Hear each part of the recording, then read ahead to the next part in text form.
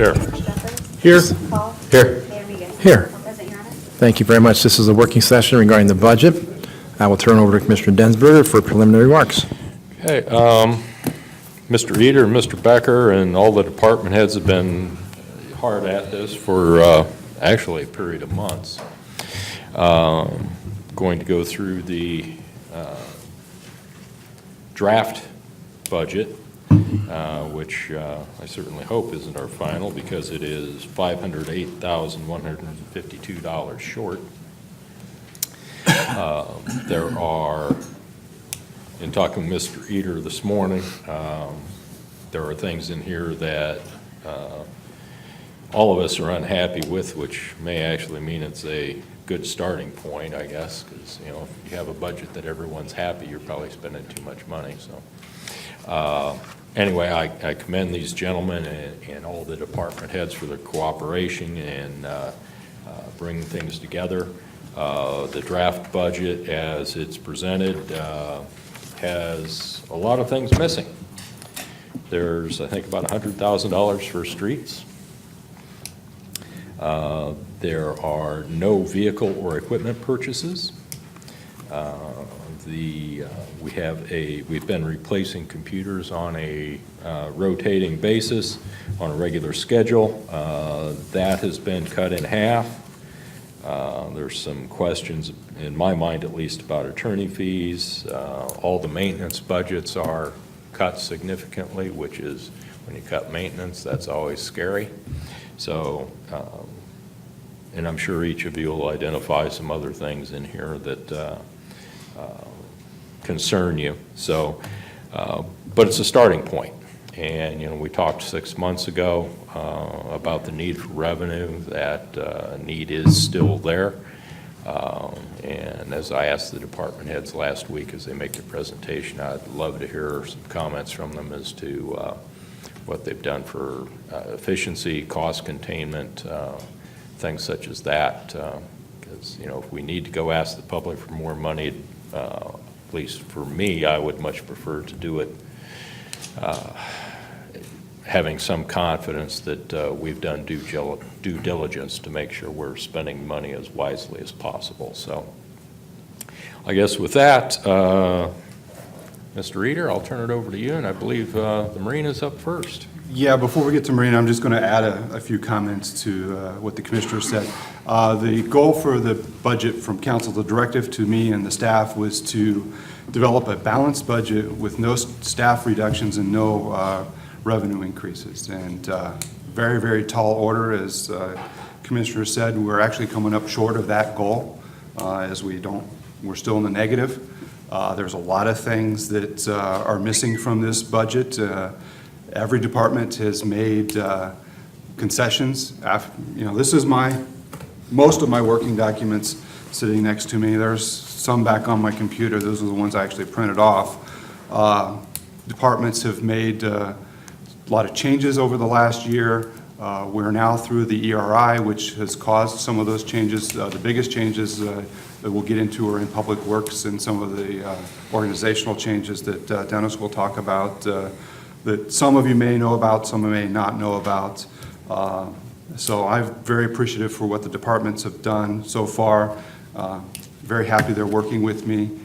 Very gracious yesterday when me and Jeff went through the budgets and reduced some significant additional cuts yesterday to the point that it's very painful for all of us.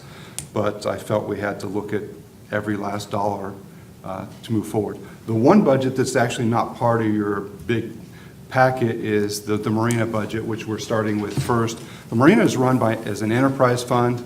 It really has no bearing from that standpoint on our budget and balance sheet. I shouldn't say it does have on our balance sheet, but from our budgeting standpoint, it's been run as an enterprise fund. We have not made any cash contributions to the Marina in quite some time. I did some analysis looking back through the last 10 years worth of audits, and if you take out depreciation, which is really a fictitious number, on a cash basis, the Marina actually has made money over the last 10 years. So a lot of people were questioning that number, and it's right there in our city audits to verify those numbers. So with that, Ron Roberts, our harbor master, is here today, is going to take us through his budget, let us know what's going on at the Marina last year and what he's got proposed for next year. Correct. Here we go. Thank you. You'll see the budget is pretty flat this year. We actually experienced quite a bit of growth the last 2 years. This budget is conservative. I like to always, say I'm going to get a certain amount of income and come in ahead. The last 2 years we've grown considerably. We're about mid-80 percentile for occupancy now, which I'm very happy to be at. So since we took over, we are at a total added customer value since March 1st of 16 of $175,000 is where we're at. Last year, just a couple of improvements we did, lighted channel markers. One of the larger issues of our marina is it is a mile off the channel. So one of the issues is always if you're out at night, getting back in. And one of the things I've always thought about doing is putting in lighted channel markers. We got that done last year. That was about a $5,000 investment, but that received many, many compliments. When you come in from downtown or wherever you're coming from, it's like a runway to get in and out of the marina, so it's a lot more accessible at night. Sealed stripe the parking lot. I've been there for 10, 12 years. The parking lot had never had any maintenance. Occasionally a pothole filled, what have you, but the parking lot, it was looking very run down. So I got a company to come in and actually fill all the potholes, seal and restripe it. It looks very professional. It looks nice. That's one of those small things that when you turn the corner, you want to see a nice, well-maintained, upkept facility. And when you turn the corner and you see something that's falling apart, it's kind of a turnoff. So now when you turn the corner, you see a brand new, nice parking lot, nice striping. The building lights, those were original, I believe, in 1996. They were all out. They were the old C9 bulbs. Those had fallen apart. The strands were shorted, Actually, when I got there was probably half the bulbs working. I had a company come in and put LED lights all around the top of the building. Again, one of those curb appeal. When you turn in, it looks beautiful at night. It doesn't look like it's been run down. With the building lights, I actually went through a lot of the old pole lights were on a 208 electric system that was, having some issues. I had RNS Electric come in and completely redo every pole light at that facility. So it's LED power, it's high efficient, and it's on. So when you turn in there again at night, and it's a safety issue, it's a parking lot, you're out late at night, the banquet center's there too for weddings. You come out or your wife comes out by herself, there needs to be light there. To me, that's unacceptable to walk into a dark parking lot at night. So those are all replaced and fixed. Another issue that's been plaguing the marina for years and years and years is spiders, and that's at any marina. But this year, I actually tackled that. I had a professional pest control company come in, just set up a monthly budget with them, the entire facility. So that's another huge thing that we did that people compliment on all the time. We discussed this last year, budget season. I did go ahead and hire a full-time janitor. There's never been that before. We'd always contracted a cleaning company. He'd come in 2-3 days a week, and that's just not enough. So I've got a person there 40 hours a week. There are hands on each restroom 7 days a week now. So Friday morning, Saturday morning, Sunday morning, those are the key times. Those restrooms are clean, and that's vital to a marina. I mean, your high traffic times are Friday morning through Sunday afternoon. So, before, we didn't have a cleaning company out there from Friday at noon till Monday at noon. That's unacceptable, because your high traffic times, they weren't clean. It just didn't live up to what it should have. Hired a security company that wasn't out of any issues that we had. That was more preventative for me. Some other local marinas, we keep in contact with each other. There's been some issues with theft and what have you, so I thought I'll beat it there. I've got a security company out there Friday and Saturday nights from 8 until 2 a.m. Again, so if somebody turns in with bad intentions to the parking lot, they see 2 security guards walking along. It's a deterrent. Not that I've had issues, I just don't want to have issues, and I've seen it at other marinas, so I thought I'd get ahead of the ball with that. We had a fuel line go down, kind of unexpected. An original fuel line was put in, I believe the fall of '95 go out. That was an unexpected expense, and that was an expensive one. That was about a $10,000 repair. So the fuel line coming from on land all the way down to the docks, that fuel line actually ruptured and had a leak in it. So we got that replaced, that's all fixed. Other than that, not really a whole lot of repairs. They're just trying to clean up, and the biggest thing, again, like I've always said, treating people properly around there. When somebody turns in, hi, how you doing? How can I help you? Having a mentality of, you're my customer, that has helped. They've grown tremendously just from that. The employees checking on people, how you doing? How's your day? Is there something I can help you with? Other than that, the budget is pretty flat when you look and you compare to the years before. I did break out a couple things. I think the restroom cleaning I broke out, and I also broke out the security. Instead of just burying that in another line item, I wanted to have that actually on its own line item. So, any questions about anything you see here? I just want to say thank you very much for, I get complaints or concerns, and you followed up on them immediately, and there's nothing that I've ever brought to you that hasn't been followed up on, and it's really been very calm. Appreciate what you're doing for the residents there, Eastport, so doing a good job. Thank you. Is it true, just my quick math, are you almost $17,000 to the positive, your budgeted expense and revenues this year? Yes, or actually more than that. When you take out depreciation from last year's audit, I think we were, what, positive 85? So, yeah, it was So pretty close. we're making money again. I have a hard time understanding what that, like how depreciation, I don't know, maybe Jeff that's a could long probably conversation with explain that Jeff, to you a that's little okay. better. But that's good, I'm glad to see it's in the positive. I guess the way I understand it, depreciation, so when you make a large purchase, you're going to spread that cost out over 4 or 5 years or whatever, have you 36 months. So you're talking about individual items? within Correct. the So if we rate had a itself. large Okay. purchase, something's done, we'll depreciate that, and that reflects on your budget for a certain amount of months or years, what have you. Dredging is, of course, always the elephant in the room Correct. with the marina.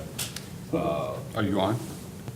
Dredging is always, the issue with the marina, so can you give us a flavor to where we stand? Last year, I'll go ahead and tell you, it wasn't as good, and that was primarily because that machine sunk this time last winter. And instead of putting hundreds of thousands of dollars of new parts to it, I put what I felt I needed. So it'll run for a couple of days and we'll have an issue, we'll break down, we'll fix it. But our budget constraints and just me not wanting to put that much money into it, we break it, or we fix it as it breaks down. So a component will go down, it's like, uh-oh, or yeah, that was underwater, I'll order it, fix it, repair it. So last year wasn't as good as the years before, but I foresee it's just about there to where it's going to be running the way it should be. And as far as the depth of the marina and its ability to operate, is that? Yeah, I have boats at with a an 4-foot acceptable draft level? come in and out every week. This year we had less transients only because the year before that fall of 16, we had a nice flood. And when I say nice flood, that's hard to understand, but we had a flood where our pool stage is 12. We sat between 14 and 16 feet for a month. So that made all the deep water transients that are leaving from Chicago to go down south, they could all get right in. Now we didn't have that this year, so I have to turn some people away. Somebody radios in and says we have an 8-foot draft boat or a 7-foot draft boat, I just can't accept them. Right. So Do you still have some areas of concern since the dredge was down last year? As far as? I guess. Areas of the shallow. marina that just aren't as operable as. they No, I should mean, be. we can get everything in where we need to be. The nice part is we have more customers now. So with more customers, you have more traffic. So the larger, 35, 40-foot boats that go in and out every single week, they continue to churn up and make that channel better for us. But, I mean, obviously, it's something that we need to get ahead of. So Okay, thank you. I think dredging will always be an issue at that marina. Until you can get a permanent seawall in, it's going to be a never-ending battle, Well, even then it will be to some point because you have to have that channel around to the channel. Correct. Yep, you're absolutely correct. I see, I see your revenues. What percentage of capacity are you working under, both for the dry dock as well as the? Dry dock is full every year. You're probably talking about dry stack, the building that we Yes, take. yeah. We're 85% of that. So that holds 100 boats. We're about 85. So my hopes is to get that on a waiting list. And that's one of the things that actually really took off. Because I think people are realizing with the expense of gas, the cost of running a vehicle, and just, everybody's busy in life anymore. Everybody's working 50 hours a week. If you have a trailer boat, you store it in Goodfield, you live in East Peoria, you get off work, you drive to Goodfield, you hook up the boat, you drive it to the river, you get it in the water, and by the time you get it in the water, you're going, I'm about done. Versus 7 days a week, you give me a call 2 hours ahead of time. My employer, myself, puts it in the water, you get there, it's clean, it's got fuel in it, it's ready to go, you go to use it, you bring it back, you put a clip on, you walk away from it. We pull it, we clean the bottom, we put it in a rack. Traditionally, if you put a boat in a slip, your one fear on this river is, it's a Wednesday night, you got a big thunderstorm. You're laying in bed going, oh no, what's my boat doing? Versus if it's in dry stack, you're smiling going, it's inside, it's under a roof, so it's out of the weather. And I think your winter storage, he's completely full. Yeah, maybe you couldn't fit a golf cart in my building right now. Okay. Anything else? I personally just want to commend you on the job you've done since you've been in this position.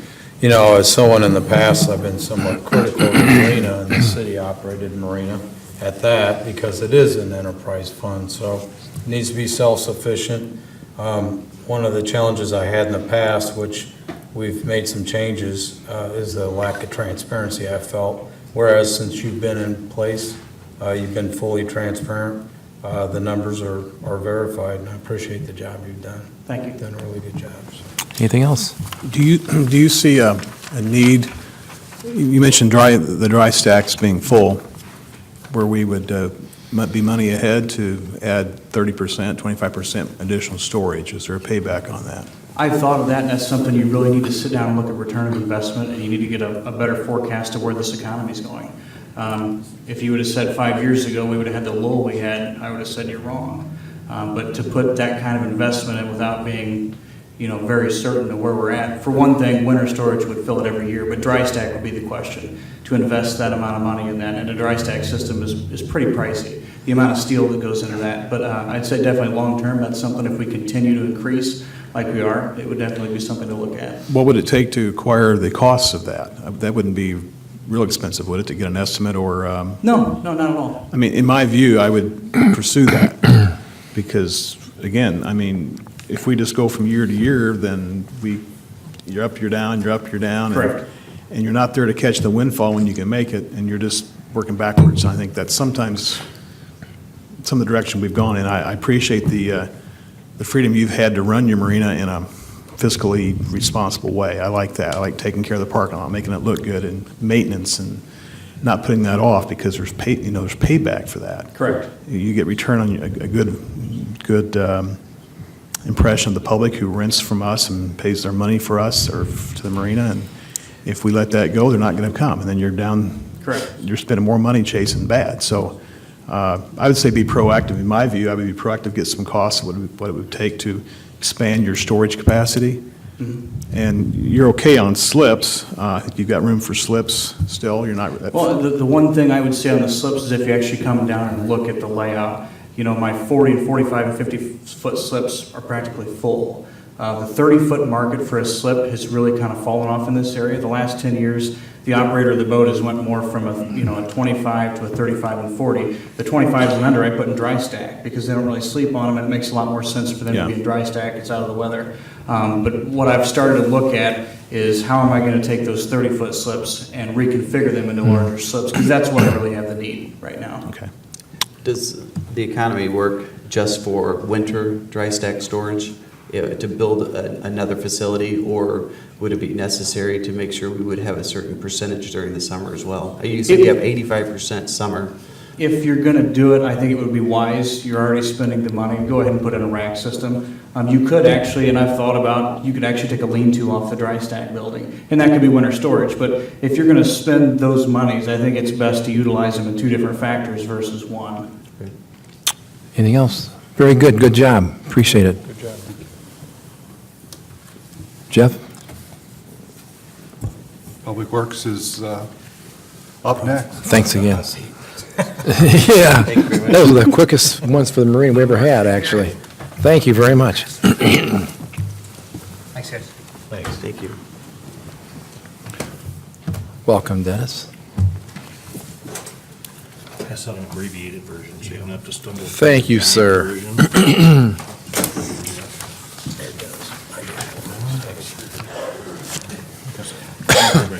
While Dennis is sitting down, I'd like to say his work has been tireless over the last few months. As soon as we started talking about looking every place we could to find as much money as we can, I mean, he absolutely did that. He worked very hard, and I think you'll all be impressed with the amount of money and that he's been able to find, and he's just done a really good job, so I really appreciate that. Thank you. Like I said, I kind of gave you an abbreviated version. It's got a couple pages in the front identifying some achievements for this year, goals. Like I said, Steve kind of did this in the past, and it kind of makes it a little easier for me to kind of go through and highlight on a few things. One of which, of course, is the IEMA FEMA project that we had. We've gone through that entire project this year to get that to the point where we're now asking for our reimbursements back, which you'll also see on the next page as a goal, is to complete that reimbursements and get that project completely finished. You'll also see that we've got several water main improvements designed, sitting on the shelf, waiting for the weather to cooperate with us. Our water crew is very eager to begin installing water main on Centennial Drive extension, working on a new main kind of behind the new Dunkin' Donuts site between Johnson and Pekin Avenue, as well as a Harbor Point / Marina additional feed down there, which helps keep Harbor Point apartments in water if we have an issue down there. We have a second feed to them. That's working through a Cullinan agreement that we're trying to work through there. So we've got 3 projects on the slate already knowing for this year that they're going to be installed in-house, saving some additional funding by being able to do that by our city personnel, of which I'd like to thank for showing up tonight. I have several in the audience out there that are here from the department as employees. So some of the big key achievements this year, we've eliminated a person in the solid waste department. We went from 5 routes to 4 routes. That was actually completed before I came in last year. However, since it was just a trial to see if it would work, the dollars were left for that salary in the budgets in previous years. This year, we've adjusted those salaries. And what we've done is we've actually taken the hourlies to make sure that the salaries we have reflected in the budget are appropriate for those fundings. So you'll see some changes there. We have also eliminated 1 water operator. We went from 4 water operators to 3 operators. That was a request of who is now my supervisor for the water and wastewater department. Them and the department kind of looked at that process and decided they could cover that with fewer people. So we've made that official change in the budget dollars as well.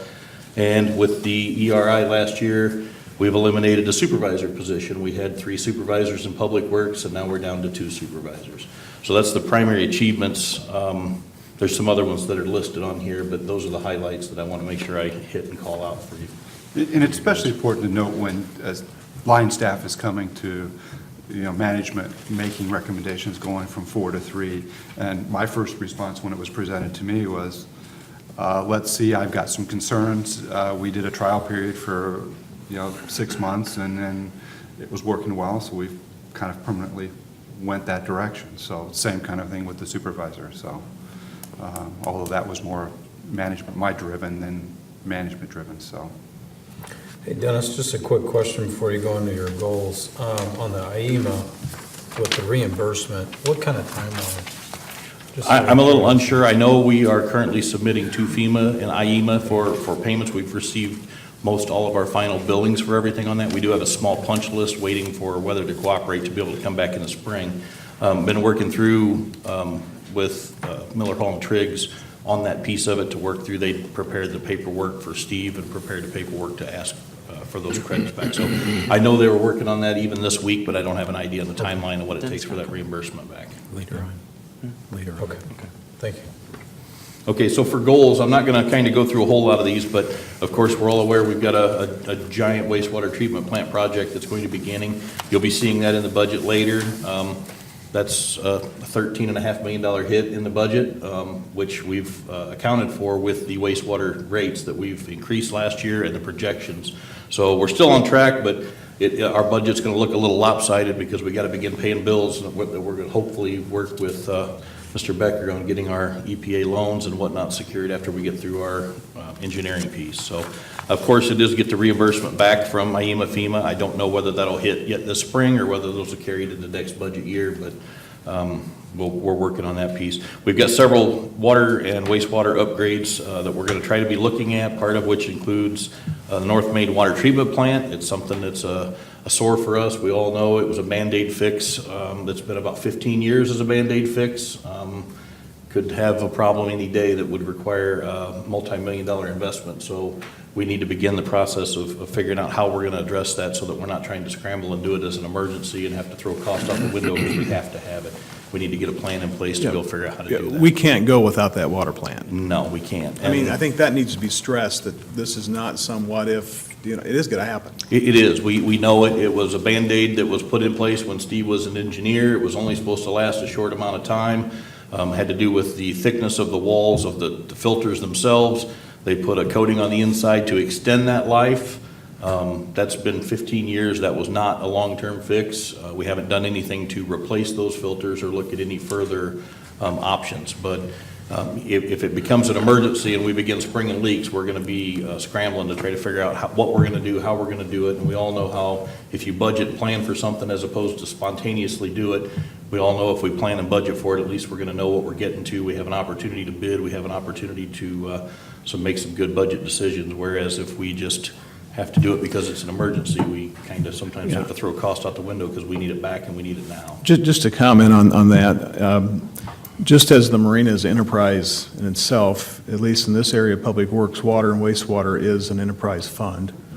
And so in that regards, I know we have $0 for general fund capital. As far as what was the task, what's being presented, is that true, Jeff? That is true. It's pretty much $0 in capital. That's what we're for showing. general Again, that fund. doesn't say that's where we're going to be, but that's what's being shown. That's Now, what- in the case of the wastewater plant, that construction or those engineering plans are being developed, that's from the enterprise, and all that funding is separate from general fund in that regard. But the same way with this water plant, we don't want to have to spend it unexpectedly, because that drives cost, even in the best scenario. If it can be under a control situation, much better. There's also some capital requirements on our behalf that we have to hold a certain amount of funds available. We're applying for multi-million-dollar loans. Banks aren't going to want to give you multi-million-dollar loans if you don't have some funding to back that up. Down payment, And I know I've been working with Jeff quite a bit on what is that happy number that we need to have sitting in the bank when we start beginning that process to apply for these EPA loans for the wastewater treatment plant, because there is a requirement to keep some of that funding available. Isn't it a percentage? Yes. Yeah. Do you know what that is? Off the top of my head, I do not know. Oh, I knew that question was coming. Just kidding. All right, so another one on here is converting the Centennial Water Treatment Plant from the current MIOX chlorination system to a chlorine gas or a sodium hypochlorite system, whatever we can develop. MIOX is really no longer a supported equipment. It's high maintenance, a lot of leaks, a lot of problems. It's more expensive to maintain, basically, because we're chasing our tail, trying to be able to keep that up and running on a daily basis. This has been a project that's been on the to-do list. I'm going to push it a little harder to try to get it on the to-done list, and I'll be able to explain how I'm going to try to do that with the current funding without having to ask for any additional funds in the additional budget, just by some of the cost savings that we've realized in the water and wastewater departments, to be able to use those same funds, because it is a capital fund, and be able to try to help fund these projects to begin with. And last couple, of course, is to complete some renovation at Public Works office. Vehicle maintenance always needs some additional stuff. The guys have really taken ownership in that building in the last year. seen a lot of improvements. If you haven't been out there, stop by. We've got some safety improvements that we made throughout the vehicle maintenance department. Both of the street department and the water department have done some improvements in their break rooms on their own, giving them a little bit of creative licensing, and you, of course, give that to some guys. They take some ownership of the place. They decide they need to keep it cleaner, keep it nicer on their own.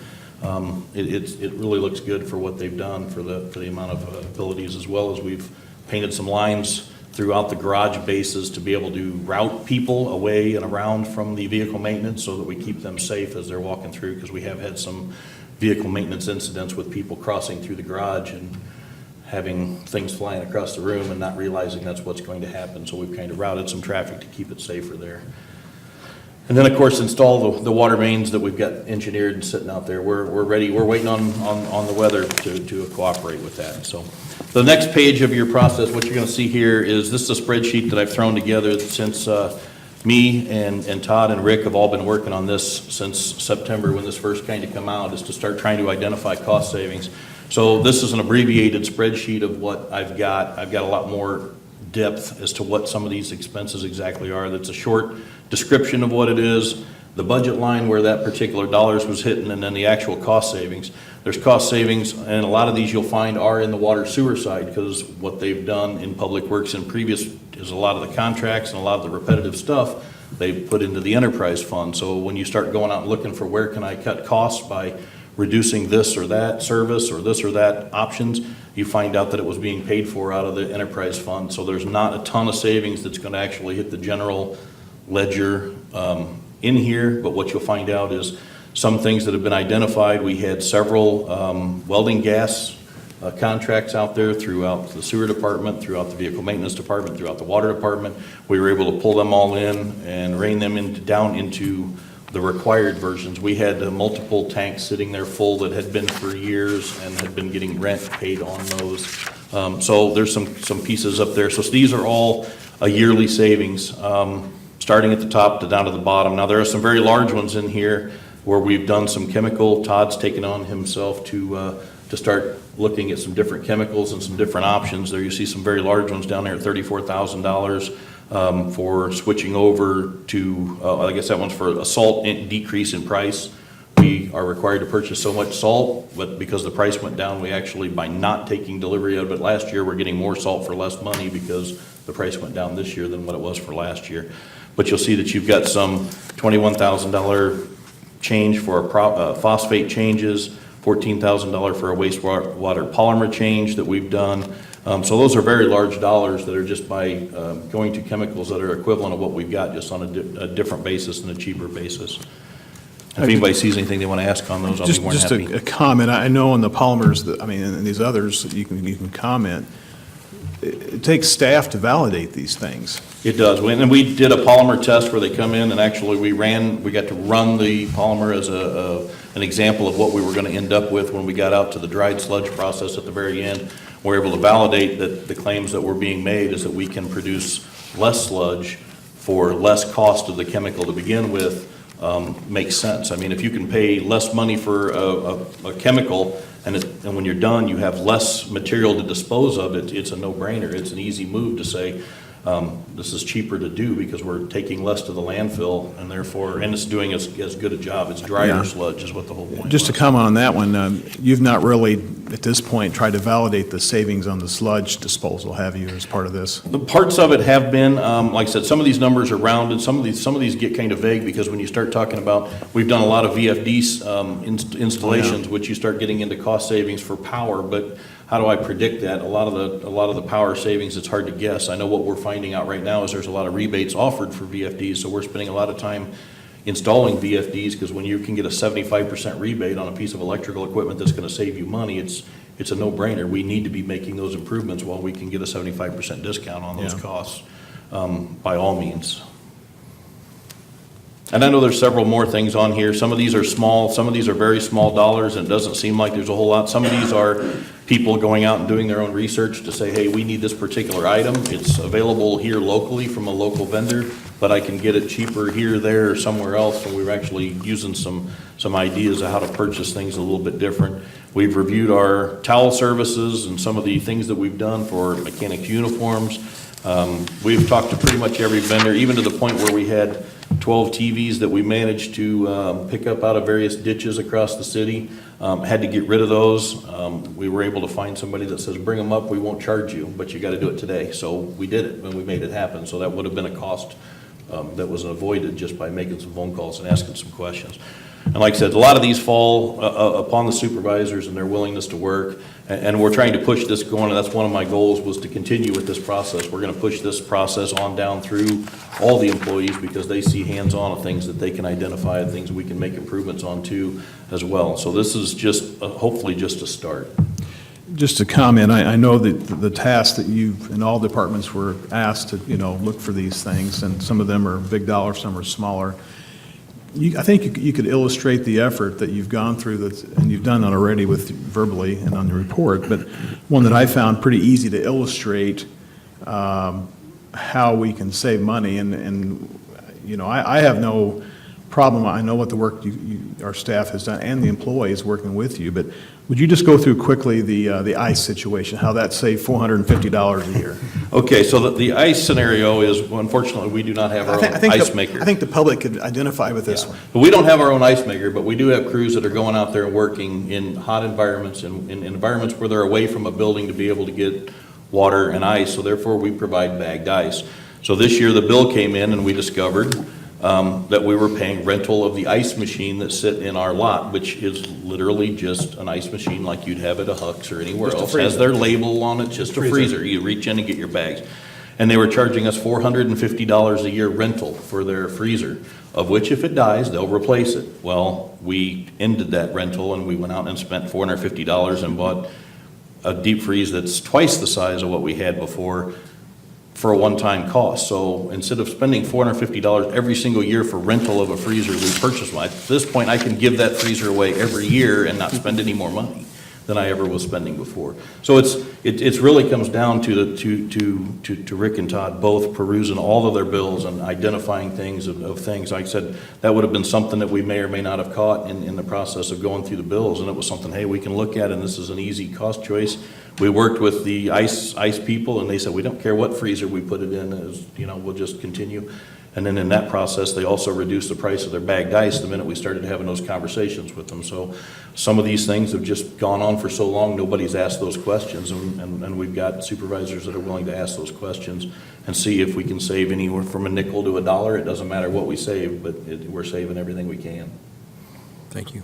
It all adds up. I mean, you're looking at $87,000 in controlling costs, which I applaud you guys for doing that. Just out of curiosity, under your goals, and I know that Public Works building down there, you guys have completed some renovations, you're kind of going through, and I know they're We're beginning them piecemeal. now, yeah. I see you still have that listed as a goal. Is that in the current budget? Are these goals, or is this something you're looking to spend more money on? Well, we kept the budget the same for this year as what we had last year, but I think Steve had requested or had gotten approved a few extra dollars last year. With what we've managed to save across that budget this year, we were just kind of talking about it before. I think the requests of what we have planned to come between now and the new budget year, we're going to be pretty close on being able to make the improvements we want to try to do, which is nothing more than paint, upgrading the pink carpet, some of the things that happen out at Public Works, cleaning up some of the ceiling tiles that have had leaks in them over the past. So it is literally just trying to clean up the building a little bit to make it a little bit more presentable to the employees as well as the public that comes in. It's sometimes not quite the best place to try to bring somebody in and have a discussion with them. It just, it doesn't look professional, so we need to make those. Much of that work's going to be done in-house by Yeah. the facility staff. So. On to the budget. Okay, so now the rough part of it. This is the abbreviated version, so you don't have to flip through the million pages, but first budget line I have is 0104, which is vehicle maintenance. It's in the middle of the first page there. There's not a lot to really highlight individually, line by line. I'll just point out that there's roughly an 8.9% reduction in budget across from the current budgeted year to now. Or I'm projected to be right at $200,000 this year with a $233,000 budget. I don't know where we'll exactly fall, but we're going to fall under budget for this year. So therefore, I've been able to reduce the budget down to 212 for the upcoming year, which is about a $21,000. And some of those lines are just kind of going back to looking at 16 and 17 actuals, where we're on track for projected for this year, what we've been spending where, and making appropriate cuts across those individual lines to just try to make any difference that we can make. I know you don't necessarily see any salary changes. Keep in mind, with the salaries, we do have additional ERI, vacation payouts and whatnot that are included in these dollar figures. So some of these budgets can be looked at for salaries again next year after those payouts are completed. Any question on vehicle maintenance from anybody? Just a comment, what's your projection, is you know that as far as general fund expenses for equipment, we're not showing anything at this time of any additional purchases, so would you anticipate higher maintenance costs for an older, more used fleet? I mean, what's your thinking there, Dennis? We do, and you will see some of those in the next category, which is going to be into solid waste. You'll see where I'm requesting a significant increase in vehicle maintenance line for those, keeping those current garbage trucks. I don't have new garbage trucks in the fleet. We're struggling to try to meet budget constraints to keep them on the road in their current condition. So without an alternate capital plan to be able to start replacing these trucks out, I'm going to have to start increasing the costs. This vehicle maintenance budget itself is for the personnel and equipment that are actually in the department. As they proceed to make repairs, they charge those repairs back to the appropriate department. So each department, water, sewer, streets, all has appropriate departments. So I know some of the things in here, you'll see the biggest one is the $17,000 fuel. We're doing a lot better job under fuel and lubricants, the $17,000 previous budget, which is down to $2,000. And what we're doing is we're really starting to track that back to the appropriate line items. We've been working with our fuel billing process and whatnot to identify we don't need a $17,000 budget because we're routinely not spending that. But now you can see from this year's budget, we're starting to really track those expenses back down to the individual departments that they belong. So this doesn't become a hidden cost to some of the other departments. It's actually passed back through to the appropriate departments. That's why we're able to knock that down, because that's pretty much their truck and their vehicles inside there and whatever they might need to carry for general maintenance lubricants. During our conversations today, Rick and I were speaking, I believe we are 4 plow trucks down now as far as where we should be, 3 or 4. But that, obviously, when you don't buy the trucks on the regimented time frame that you should, then those older trucks are going to cost more. So I'm a bit concerned about vehicle maintenance and how much the future costs are going to be. Hopefully we can find a way to get some newer vehicles and drive down the vehicle maintenance cost.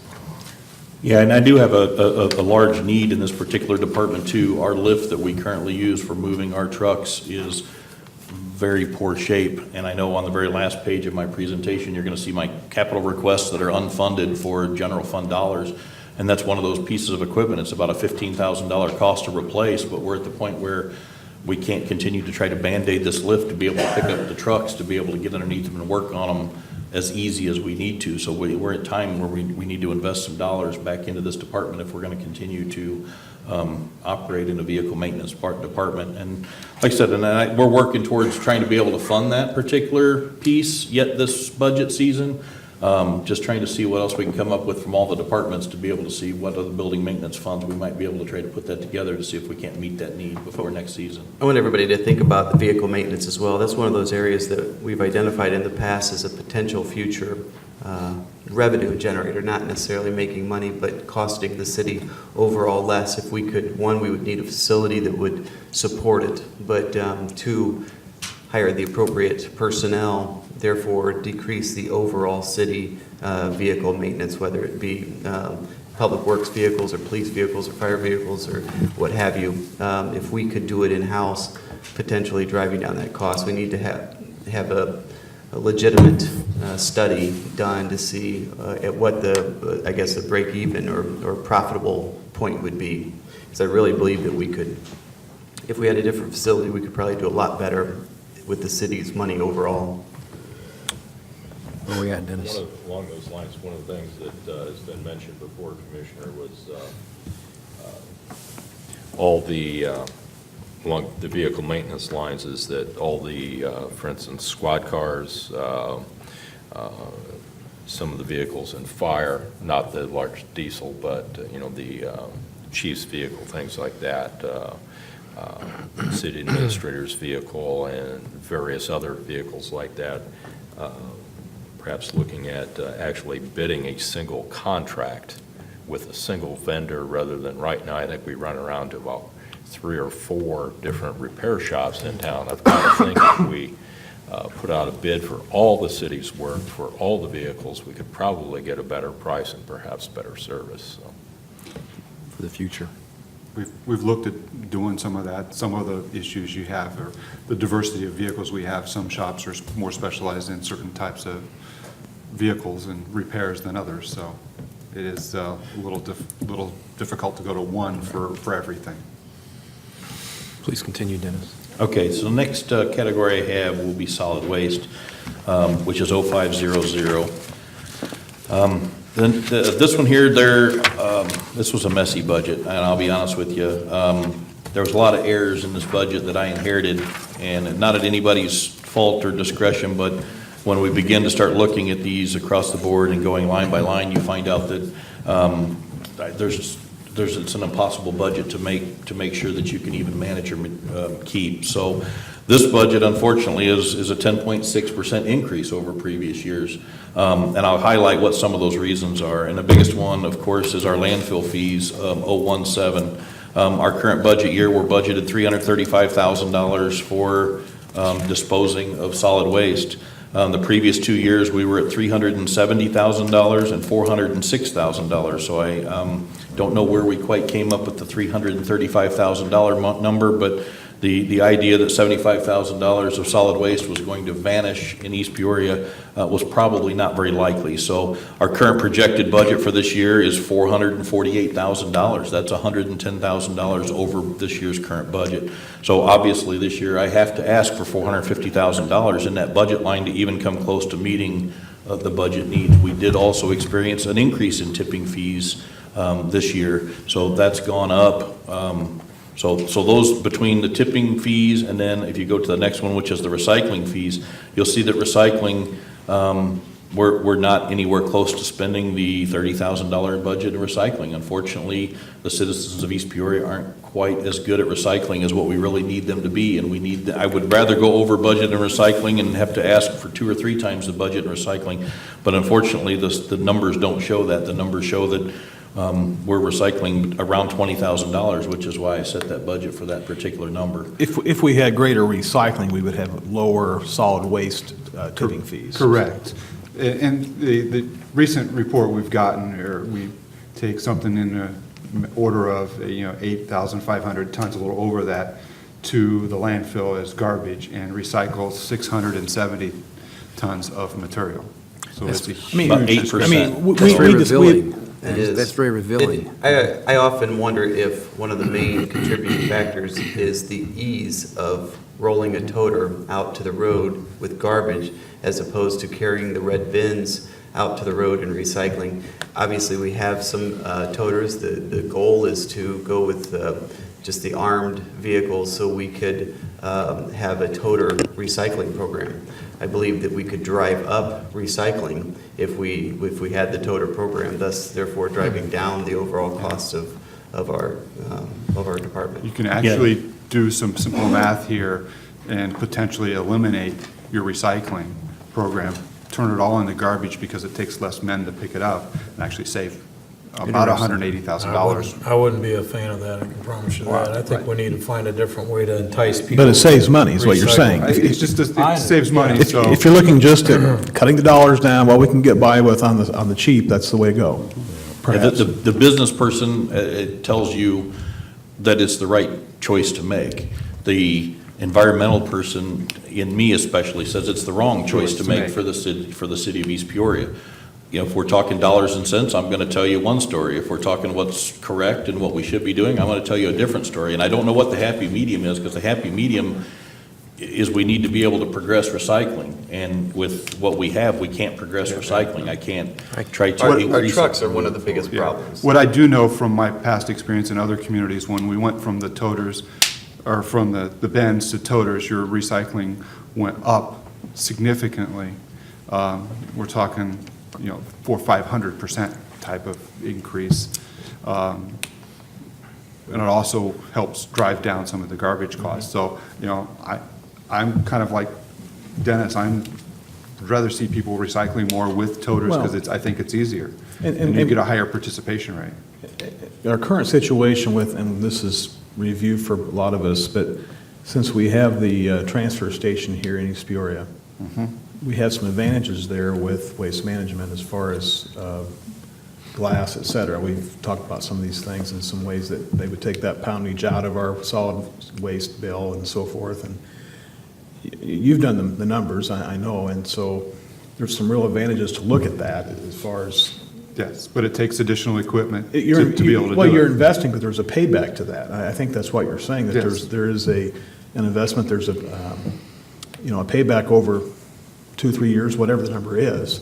And I think you guys have seen the memos I've produced, and Yeah. I've identified this department and the capital needs of this department as the number one need from an operational standpoint going forward. The current short- state of our trucks is not very good. Yeah, we are at the point where we were a few years back. Remember when we did kind of an emergency purchase of garbage vehicles? We're at the point of just some of our problems with our vehicles, looking at whether it be rental or loaner garbage vehicles, just because the ones we have are in constant need of repair. It's no secret, we need more garbage vehicles. When we get to the point of purchasing garbage vehicles, we need to buy the ones that with the arm. So therefore, we can go to a toter program, and I really believe drive down the overall cost of our garbage service. I can recall Waste Management's proposal had a very comprehensive incentive plan for encouraging recycling. Yeah, there's a number of recycling programs, and if one of the things that is not in this budget, there are no marketing dollars, and you need to do marketing to That's drive right. recycling. We spend no dollars on marketing to drive recycling. That's where I was headed, that just to put the bins out and just to have it may not be enough. No, you got to do the education piece That's, with it. that's one piece where we would have an advantage at this point to being able to switch from the bins to the toters, is as we're delivering these toters, that's a free opportunity to drop off potential paperwork. What can and can't go in this bin? When do you put it out? How do you do it? It's communications, because we're already there. And it's what we need to do. If we're going to continue to recycle in East Peoria, we have to expand this program. Yes. And if we can't expand this program because we can't financially afford to do it, then we have to really seriously consider, is recycling a fiscally responsible piece for us to do? Because the dollars and cents say it's not for the amount that we recycle. Currently. It can currently be pushed right into one truck and be eliminated, and we can therefore do it overall cheaper by about $180,000 a year. Let me ask you this, this was discussed a few years back, I know with Mr. Ferguson, the thought process to go to a toter program for the recycling. He had discussed with me the possibility of turning in the 2 trucks we currently have, getting a toter truck for one, and then putting one on the route. Is that still? Well, the problem that's changed since then is one of our 2 recycling trucks is currently red tagged due to an issue where it can't be driven. So in essence, we have now one of those 2 trucks is junk. The other truck is still operating on a daily basis right now. We're using a backup truck, which is as old as the truck that's currently tagged out. Yesterday, as an example, one truck was being worked on. The backup truck was in the shop 3 different times, just trying to keep it out on a daily route. Mechanic has to stop everything just to keep the truck running. Yesterday alone, 3 different times he had to stop doing what he was doing to go work on the backup garbage truck, or we had to start announcing that we were not going to be able to pick up people's recycling. So we are at that critical point where we are struggling to meet the goals to continue with any of these programs. We really, really are. Yeah. The other thing that's affecting recycling globally is some recent announcements that are out of our control over in China. They're not buying our recycled plastic and paper. They're saying they're going to source that in their country. So one of our biggest markets, or our biggest markets to where that was going, is no longer going to be available to us. So it'll probably change the pricing that we receive on some of that. So this whole area of recycling's changed, and I think you're going to see it change again over the next 2 or 3 years. The other thing that I wanted to mention while we're talking about recycling is we do, if we were able to get to the armed vehicles, it would allow, and the toters, it would allow us then to recycle glass. That's correct. glass, I'm not going to fool anyone in saying we can make money on glass, but it is a lot less expensive to recycle than put it in the landfill. It's heavy. Yes, it's heavy. All right. Okay, so moving ahead, I'll jump down to vehicle maintenance. You're going to see in years past, spending $50,000 in 16, $89,000 in 17, currently on track to spend $76,000 again this year, a $45,000 budget. I bumped that to 70, which we already can see 2 out of the last 3 years would not have met the needs of this department. However, just trying to keep the numbers as low as I can possibly go and try to continue to work towards those numbers. I don't want to overinflate the budget and put something in here that's not going to be utilized at 100%. So that's another large one that's increased cost of keeping these older trucks on the road and keeping them doing their work on a daily basis. So overall, I mean, that's roughly an $800,000 budget from last year, which has gone to $879,000 or almost $880,000 request for this coming budget year, just to continue exactly as we're doing. Anybody has any questions on that? You could run the numbers, couldn't you, Dennis, as if we were to replace with new vehicles, our cost per hour and so forth, that could be done, has been done. I would think so. I'll have to look and see what all we've got. I know we've done a couple of different scenarios with the garbage fee that's been on our lips, discussing things back and forth, and of course the other direction, which is the elimination of recycling, as to what that does for our budget. I mean, I know we're at the point where we've got to make a decision to kind of go somewhere, and I don't know what direction it is. And if that's to continue to Band-Aid our fleet of garbage trucks and continue to do it, we have to be prepared to how we're going to make these announcements to the public that we're sorry, but we can't pick up your garbage today. We're going to be running a day behind, and then that's going to change the budget across the board. Unfortunately, our schedule follows the landfill schedule, so they're open Monday through Friday. So that means if I have a garbage truck goes down on Tuesday and I can't pick up your garbage, that means we're going to be doing it on Saturday. And that means that garbage is going to sit in the truck at Public Works all day Saturday, or all night Saturday, all day Sunday, and Monday morning we have to wait for the landfill to open to go dump that truck to go to begin to do route. So not having the ability to be able to keep these trucks on the road is becoming crucial, because we do not have a backup plan. We follow their plan, and if they're not open, we can't dump the garbage. So we can fill up a truck, and then what do? Stop? And we're going to get to the point where a Band-Aid won't work anymore, as we did a few years ago. Keep going. Okay, so moving on, we'll go to Streets and Bridges, 1100.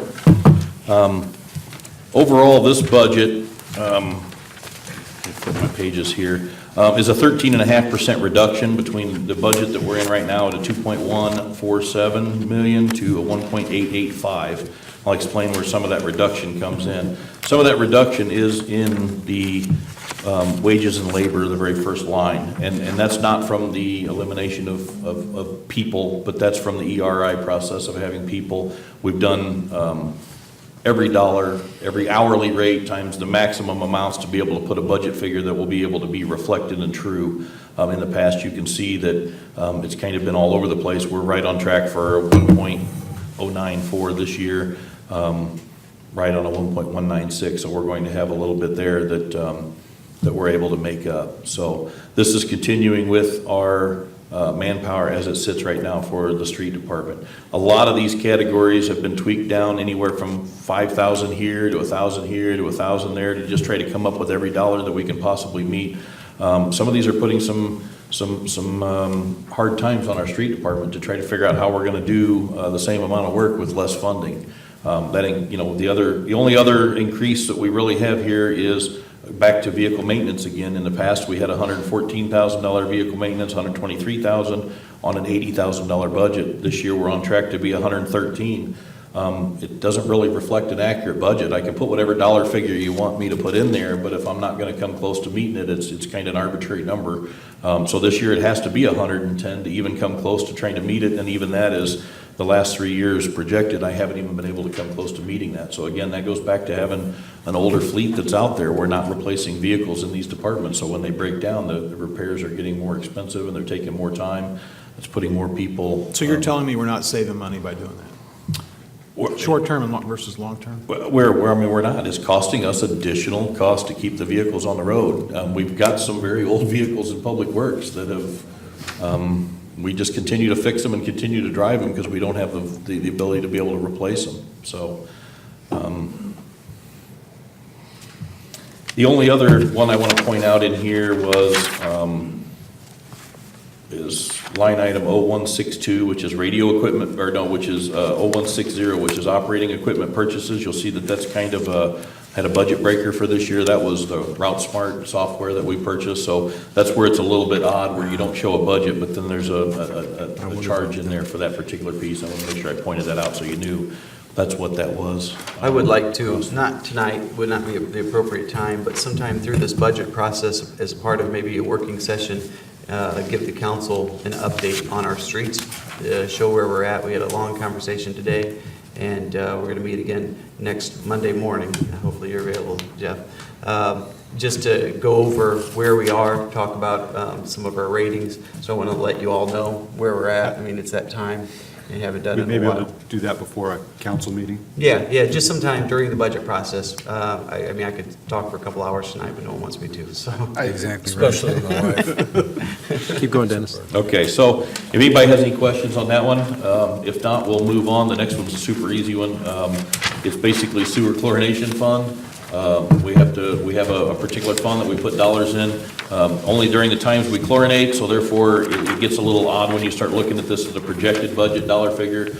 Pretty much, we're not gonna purchase any additional quantities, so we're on a $20,000 budget this year, spending $19,836, so we pretty much put us on task for the same budget dollars moving forward. We have, of course, been in contact with our vendor for this and made sure that actually this is one of those cost savings pieces that's on the other page where they've actually negotiated a slightly cheaper price than what we're currently going, but it's a nominal expense. So that one's a pretty cut and dried piece. And the next one is the big one for the water and sewer. We'll start off with the water fund, 50/50 water department. Overall, this budget, I kept flat, and partially because, 100% flat, because it is an enterprise fund, so therefore it does generate its own revenue. So there's no cost savings here, but this is back to that spot where I can show you and identify where there's particular cost savings made across the board, but those cost savings will then be reflected in some other lines, and I'm going to kind of identify some of those and then what those are kind of earmarked for. So the first line you see right off the bat is salaries and wages. $877,000 current budget, and for the current budget year, it's gone to $777,000, and that is to reflect that operator position that's not going to be refilled moving forward. Moving on down those budgets, I pretty much kept them as flat as I could, but I did do some moving around. This has been a learning year for me, of course, in this position, as well as for Todd to be the replacement for the water and sewer supervisor. So we're really striving hard to make sure that we're putting the right pieces into the right buckets to be able to pay the invoices correctly and appropriately, even if that means that we may not have the funding in there to do it. And in the years past, I think sometimes the budgets have just been look at the bottom line, and as long as we're okay, we're okay. But we're really concentrating on trying to be able to put those in the correct buckets from the beginning, and then make sure those buckets are funded appropriately going forward, so we can kind of cure that. So moving on down, some of these, a lot of them are pretty flat all the way across the board. One of them I see that's a fairly large one that's hard to miss is 0124, which is water treatment supplies. That's a current $105,000 budget. You can see we've kind of been all over the place in spending there, but it's increased that to 125, and that's part of that conversion for the Centennial plant. Anything we do with chlorination processes anymore now require chlorine scrubbers to be installed, which is somewhere between $30,000 and $50,000. So we automatically know that the EPA requires an expense anytime we touch any of that equipment. So anytime we look at making any changes, we have to automatically bring that up to current safety standards, which is what we need to do. It's what we need to do. Are we going from a dry process to a wet process? It's a process of a salt brine process that's used to be able to create the chlorination, as opposed to actually using that gas to chlorinate. And of course, that's the older equipment. It's a safety issue as well, and some reasons to make the decision. I mean, it's cheaper, less expensive, I think, but it also has some pros to it, I think. Yeah, I think Midwest Engineering did a study based on some different options for this particular plant that was presented before, and they presented going to sodium hypochlorite, they've presented going to gas chlorine, what the cost is. Overall, gas chlorine is the cheapest option. It's also the consistent option across the board of all the other water plants. So it kind of creates some maintenance improvements for us. We don't have to carry multiple equipments for different places. We're not injecting liquid somewhere or we're injecting gas somewhere else. We can kind of streamline our processes and make sure that the same equipment can be used. We don't have to have as many spares and backups, because what we use at Oakwood plant can also be used at Centennial plant, could also be used at North Main plant. We can move those around. We don't necessarily have to have something that's specifically for a particular place. Does the engineering drawings and detailed plans for wastewater plant one, as far as chlorine, does it also include that, or that will be part of that system? They actually are looking at going away from gas. One of the issues is the water department uses 150-pound cylinders. The wastewater treatment plant uses ton cylinders. There's a lot bigger safety risk in a ton cylinder, even though we don't fill those completely full. That does create a larger capacity safety risk. Part of that new process is we are looking at going to a liquid bleach process there. It is going to be delivered bulk, so they'll back a semi up, they'll fill up tanks. It kind of creates and gets away from some of the safety issues involved with using ton chlorine cylinders. Yeah. So it's a huge. I guess that's what I was thinking of, is I knew we had talked about that, and the idea that while it's in the same place it's been for 70 years, you do have a community within blocks, feet. Exactly. So under the water budget, I don't really have a lot else to highlight out there. Like I said, some of the things we've moved around in different directions to try to accommodate the needs that we've got going forward and some of the requirements in that particular department. Sewer budget, 5051. Not a lot to highlight there. Overall, again, this is a small increase of 3%. Budgeted figures, that goes back to the salaries. Current budget to salaries versus the requested budget projected where we're going to fall. And that was literally just plugging in every single person as people moved around to be able to accommodate where people are at. Don't really have anything else to highlight out of. Everything pretty much is across the board, a move from current budget to future budget. 5053 sewer maintenance, again, similar, no reduction and no changes in that particular piece. Again, this is another part of the enterprise fund. So most of those sewer maintenance pieces were just moved across. We do have some sewer maintenance needs. We have a camera system that we seem to be spending quite a bit more time fixing than we do using. It's just, it's time for an equipment upgrade in that particular department. That's another piece that I've added to our list of things that we need to do. We're going to try to figure out how we can try to move forward on some new equipment for that particular piece. Recurring capital improvement. This one here does show an increase. This is some of that funding where we had recouped some savings and looking at actually putting some additional dollars in water main construction. Because we have those additional projects that we're trying to complete this year, I'm trying to get to the point where we get those projects engineered. Now we'd be able to fund and get them put in. So that particular one goes from a $40,000 budget to a $70,000. So that covers the additional cost of pipe and equipment and what we put in to be able to get those done. So the next one is, of course, the sewer, 5056. This is the one that has a $13.5 million sewer treatment plant in there. So I won't even tell you that there's a 407% increase in his budget. What you should tell them is that's the first phase of multiple phases of the sewer treatment plant. So there'll be multiple years where we're spending this kind of funding. Which we already knew up front. Exactly. And then the bond piece, that was all prepared by Jeff. Jeff, I don't know if you have anything in that piece. And the only other one I have included in here was MFT.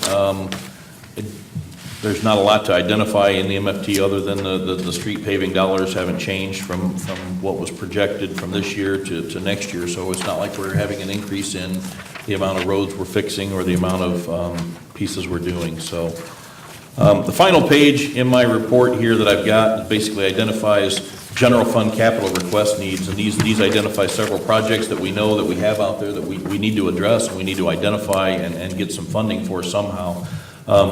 These aren't including quantities, so when you get to see plow truck replacement on there, that's just the opportunity to be able to buy one. The light poles over Farm Creek, I guess that's a project that's been held out there. It's not improving.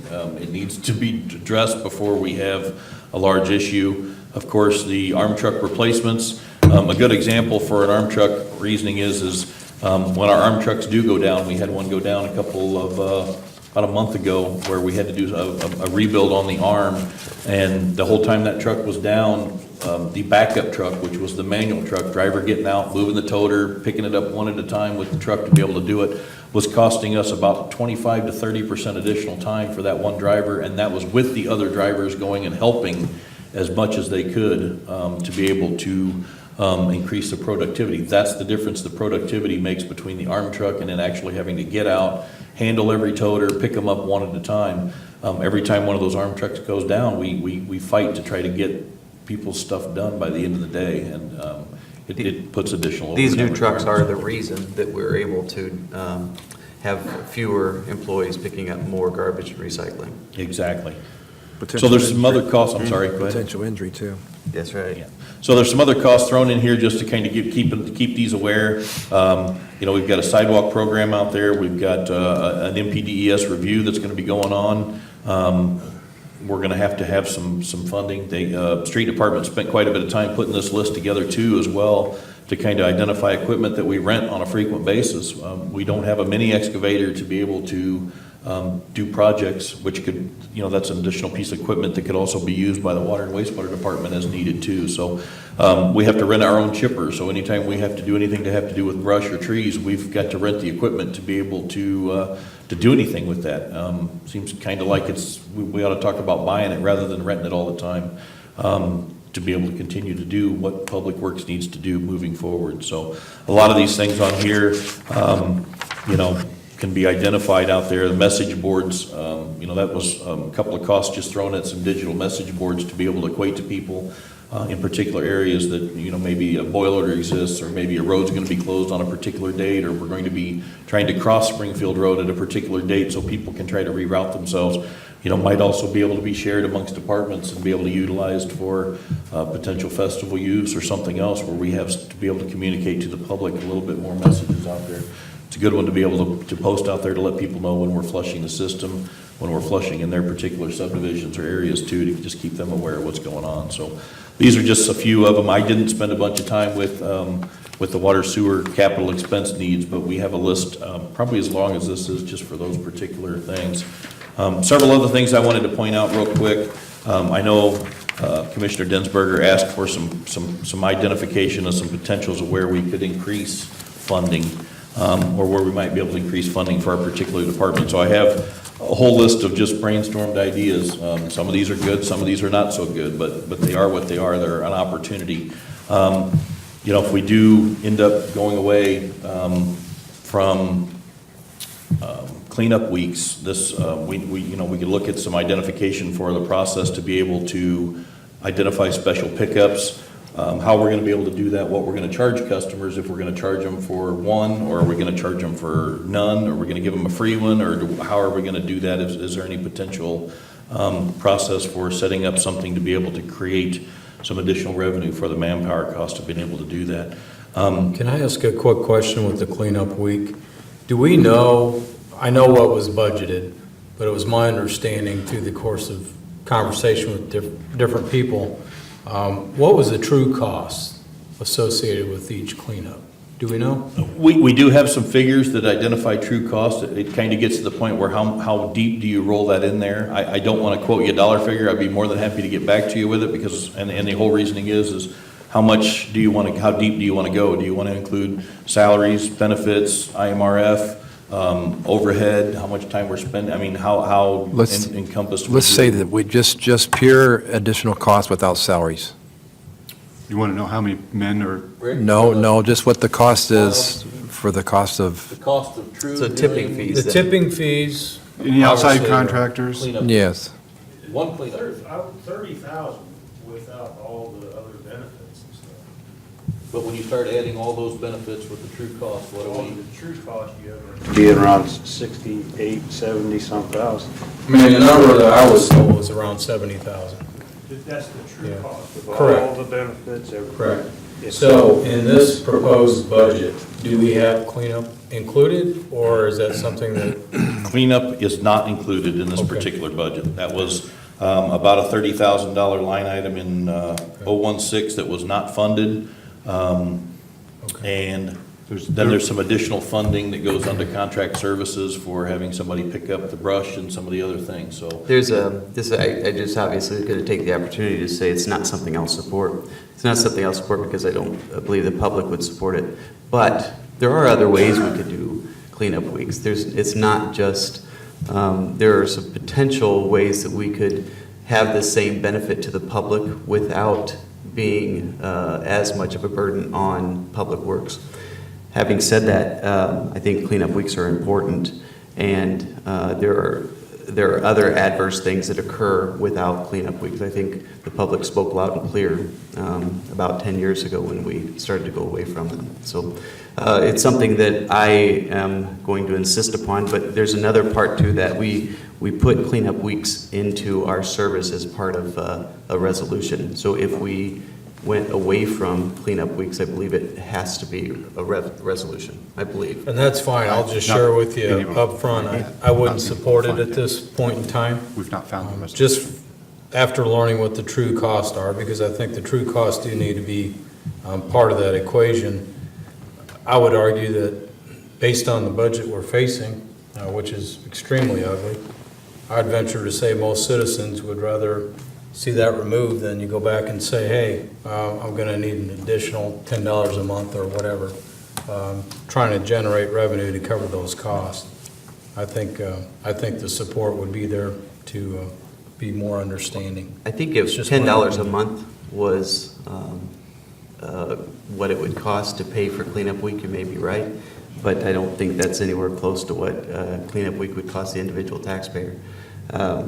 Whether it's $30,000 or $70,000, the labor is still there, even if we don't do cleanup week. So the cost of cleanup week, the added cost of having cleanup week is somewhere around $30,000. That's assuming that all that stuff that goes to the landfill would not go to the landfill if we didn't have it on that day. It's just a way to grab it all in one day. All that stuff will eventually go to the landfill. It should spread out throughout the year in different ways. So I personally don't believe the overall cost savings to the city would be that much, because I believe people would get rid of those items. But that's a topic for a different time. I think everybody knows my opinion, and I'm proud of that opinion. I think it comes down to priority too. Would you rather spend $60,000 on cleanup or on roads? There's, as you'll find, as we go through other budgets, there are items of this type of nature that have been cut to try to meet the mandate that you were giving me. We had to cut some things that weren't, staff doesn't think we can even do in some instances. I will add, I think there needs to be some modified version of where people, dumpsters or whatever the case might be, where people can get rid of their refuse and organize community support to help in that case. I'm aware. This is a first draft. Continue on, Dennis. Okay, so some of the other things, and I know I've already talked to Commissioner Jeffers on this, is we've done a true cost of actually doing the new service taps as things go along. When a new customer comes in, wants to build a new house, we currently charge $1,000. That's something that's been on the records for a long time. When you itemize out the costs of all just the pieces and parts that we have to utilize to be able to get a new service from the main to the property line, it falls somewhere in the range between $2,500 to $4,500, depending on whether you have to cross the street. It takes additional time to be able to get across the street, so it takes additional piping and whatnot. So that's another one of those increased costs which is going to be passed on. I mean, again, where a new house is going to be built, instead of paying $1,000, we're going to have to look at moving those fees to closer to $3,500 to recoup the actual cost of doing that work. What would it take? Our guys are having to stop doing other maintenance work to be able to do this type of work. We need to be able to incorporate everything that's going on to be able to continue to do those. So You know, again, it's not charging the existing water service customers that are paying their water sewer bill for Billy's new house that he wants to build. Billy should pay for his new water service if he's gonna build a new house. It shouldn't be on the current citizens that are out there that are paying their water sewer bill. So that's an additional idea for increased revenue for the department. We're investigating a bulk water salesman unit to be able to sell water into large containers. It's something that I have done before at previous employers. There's a cost for the equipment. The maintenance is very low. We just have to be able to figure out how to logistically get it to where people can get in and out. These are sometimes dealing with semi trucks coming in to get 5, 6, 7, 8, 9, 10,000 gallons of water at one particular time. Pay a cash cost, sell more water. So we're looking towards being able to find a place that's going to best be able to do that and be able to facilitate that moving forward. I know I've already begun discussions with several other departments because it takes a little bit of coordination to get all that put together, but that's something that's on our radar to be able to do. We're talking about considering elimination of the water cost stepping process by quantities, which is to start to look at those quantities that we begin to give discounts on as people buy more water. Do we need to change those? Do we need to tweak those? Do we need more? Do we need less? What's that going to equate to across the board? Because sometimes moving those just simply by a small amount can increase some revenue generated without a huge burden on any particular people. Increasing the price of bulk sewer dumping. We have a couple of vendors that bring sewage in that dump. From what I understand, we charge a substantially cheaper rate than all of our local communities around us. That's probably why they're bringing it here to do it. We need to figure out what appropriate cost it's going to be to process that, and then look at increasing those costs upon those people that are actually bringing it here to be able to process. You know, we need to have that discussion about the garbage fee to expand recycling beyond its current limits.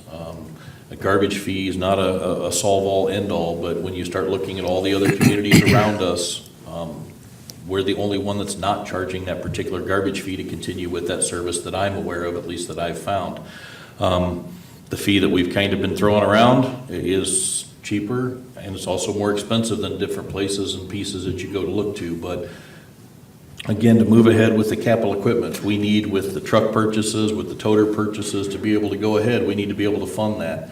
And if we can't fund it through our general fund dollars, we need to consider the opportunity to go to a garbage fee to be able to fund this as an enterprise zone, to be able to make it self-supporting, to be able to expand our recycling program and try to get more people involved in it, get these communications out there. The numbers I've seen have included a budget for advertising and being able to get this out on people's words, to be able to get this out. And if you can't communicate it, you're not going to get people to do a better job of it. That's got to be something else we discuss. Being the commissioner over this, I'm not in favor of a garbage fee, and they know this. I think that, I don't think it's fair. I think that it's an enormous cost. I mean, we're looking at anywhere from $120 to $180 a year. I recognize the need for revenue, and I'm in favor of revenue in other areas, but that's something that I think, to say that and this is the part that bothers me about that, to say that other communities don't have a fee is not true. I mean, we've been paying for the garbage service all these years. It hasn't been spelled out separately. So yes, in those terms, it doesn't have its own separate fee. But adding any more would be additional cost. Having said all that, I do want to say this. As much as I'm having a hard time finding favor with it, there is, I do want to at least stand up for these guys for the thought of it. Years ago, City of East Peoria we had the landfill in our city. It was very inexpensive for us to get rid of our waste. When the landfill closed and we had the transfer station in the City of East Peoria, the city started absorbing those costs. We didn't pass them on to the people of East Peoria. So even though the costs went up for our service, we didn't pass that along. So as much as I say that right now I am not in support of a garbage fee, I will stick up for them because it should have been done a long time ago. When fees were increased for the city, all we did in the city was absorb it into our budget. So therefore we found other things that we did not pay for, and we just paid more for garbage for that, so. Are there going to be recommendations forthcoming then? I'm kind of waiting to see what you gentlemen want to do with the I do have a budget pieces. proposal, a whole budget developed on that. I wanted to wait till we got through the whole budget before I presented the increased revenue ideas to you guys. I wanted to get through every department first. Here's the challenge with the garbage fee, and I've already shared this with Mr. Eater. I actually brought it up a year ago at budget time when he shifted the garbage from property taxes to a separate item with the intention of obviously proposing a garbage fee. The challenge you have is exactly what Commissioner Decker already stated. People have been paying property taxes in this community for a very long time, which always included that service. And now, as property taxes haven't declined, now we're going to shift it over and say, well, to get that service moving forward, we're going to charge you a fee to do so. I would argue that if we're entertaining any type of additional fee, it would have to include an additional service. For example, landscape waste. Just my own thought process. That's something I wouldn't support as a standalone for that simple reason, so. And I don't want to disagree, because I don't know that I do disagree with you. We can't even discuss adding any services. At this point, we're trying to keep the services we have. So I'm looking at budget dollars that tells me I need to quit recycling. We all know that's not going to be acceptable. None of us want to do that. But we have to consider that. If we're going to continue to be in the solid waste game, we're going to continue to be in the recycling game, we're going to talk about even remotely landscape waste, we have to have additional funding mechanism in place for replacing trucks on a routine basis, for being able to purchase $500,000 worth of toters, and unfortunately, we only have limited funding. I don't think it's prudent as a citizen of East Peoria to request we continue to do garbage without a fee based on the fact that we need to take it from other departments. I'm not willing to want to take it from fire and take it from police and take it from personal property and any of these other places to be able to come up with this deficit that we have, but I also know that I can't continue doing what I'm doing with the funding that I've got. As you talk, I became keenly aware that we absorb recycling without any increase in fees in the past. I mean, that's an additional service that we absorb. We do receive the $40,000. yearly stipend, but yes, we do. And our budget processes of including that, so when we're saying that there's $180,000, that includes giving that back and no longer accepting that grant that we get from Tazewell County as part of that process, and just eliminating recycling alone is $180,000 a year impact to the positive end of the budget. What we want to try to do is present all options to council. Some of them are not palatable, some of them are more palatable than others. Yeah, I'm not saying I support them, I'm just saying I have to make sure you're aware of what those decisions need to And be. we understand that. No one's Appreciate your- up and point fingers at it. Appreciate your objectivity and your willingness to do that, actually. Well, I do agree with Commissioner Call in that if we go to a garbage fee, which I think is an absolutely legitimate conversation that we have to have, I think that it has to be a value-added service. Improvements to recycling, maybe to include glass, yard waste, I think needs to be in that equation. There has to be a value, an added value for it, but the revenue generated to turn solid waste into essentially an enterprise fund, I think is a very, anytime you go to the public for more money, it's not necessarily a good thing, but I think it's a pretty valid choice. Just a couple of comments. I think currently we have less than 300 people or 300 residents in the city of East Peoria that pay for the land waste service from Waste Management. I believe that's the number I was given. That's correct. 300 out of 8,000 homes. And so what's happening, I suppose, if we give it as a, quote, free service or an included service with what we're talking about here is a what if, I suppose more may participate in that. But to me, we have successful communities in our borders that don't have that service, and they have their residents pay for their garbage service, and they tell them where to dump their yard waste and where the, there's ways we have to do this to save money and make it prudent. Now, for us to change policy for 8,000 residents, for maybe 500 people to take advantage of it, it's like the burn policy. I suppose maybe only 500 people burn in the city. Okay, you got to do away with that because only 500 burn. That may be a good thing to do. But getting back to the big dollars, our Director of Public Works, Dennis, said that he listed as general fund capital requests. All those items there on his sheet total between $2.5 and $3 million. $2.5 to $3 million. And those aren't just one-time expenses. Now, I guess you could say the Mini-X or some of these things would be bought this year and you'd have them over a 5-10 year period or turn them over a little more quickly than that. But basically, the erosion, the light poles, the road programs, we have Centennial on the horizon now for this Centennial Hill that wasn't even maybe noticed a couple of years ago. Now it's going to be $2-3 million to fix it. And so we have other departments to present their plan, and I know they're going to add to this number here as well. They should be. So, this is just part of the story, and for us to increase the fees, that's what it costs us to do it. And I guess in the past we would say, well, we're going to keep a low fee to encourage more development and encourage more home builders to build here because they can save $1,500 a house if they build here. I don't know if we have that luxury anymore to do that. But that again is how we can raise some additional dollars. But it's not going to raise $2.5 to $3 million, but it may raise an extra 10, 20, 30,000 a year, perhaps. It's really a difficult issue we have, but these are the numbers we have. Now, one thing I would ask Dennis, you only listed, I think, $1,500 for training for Public Works. Is that total training? Some of the water and wastewater training is included separate, but we are beginning to do a lot of our in-house training stuff. Through our insurance carrier, we have a lot of online training that's available. We're finding out that's actually good training. It's not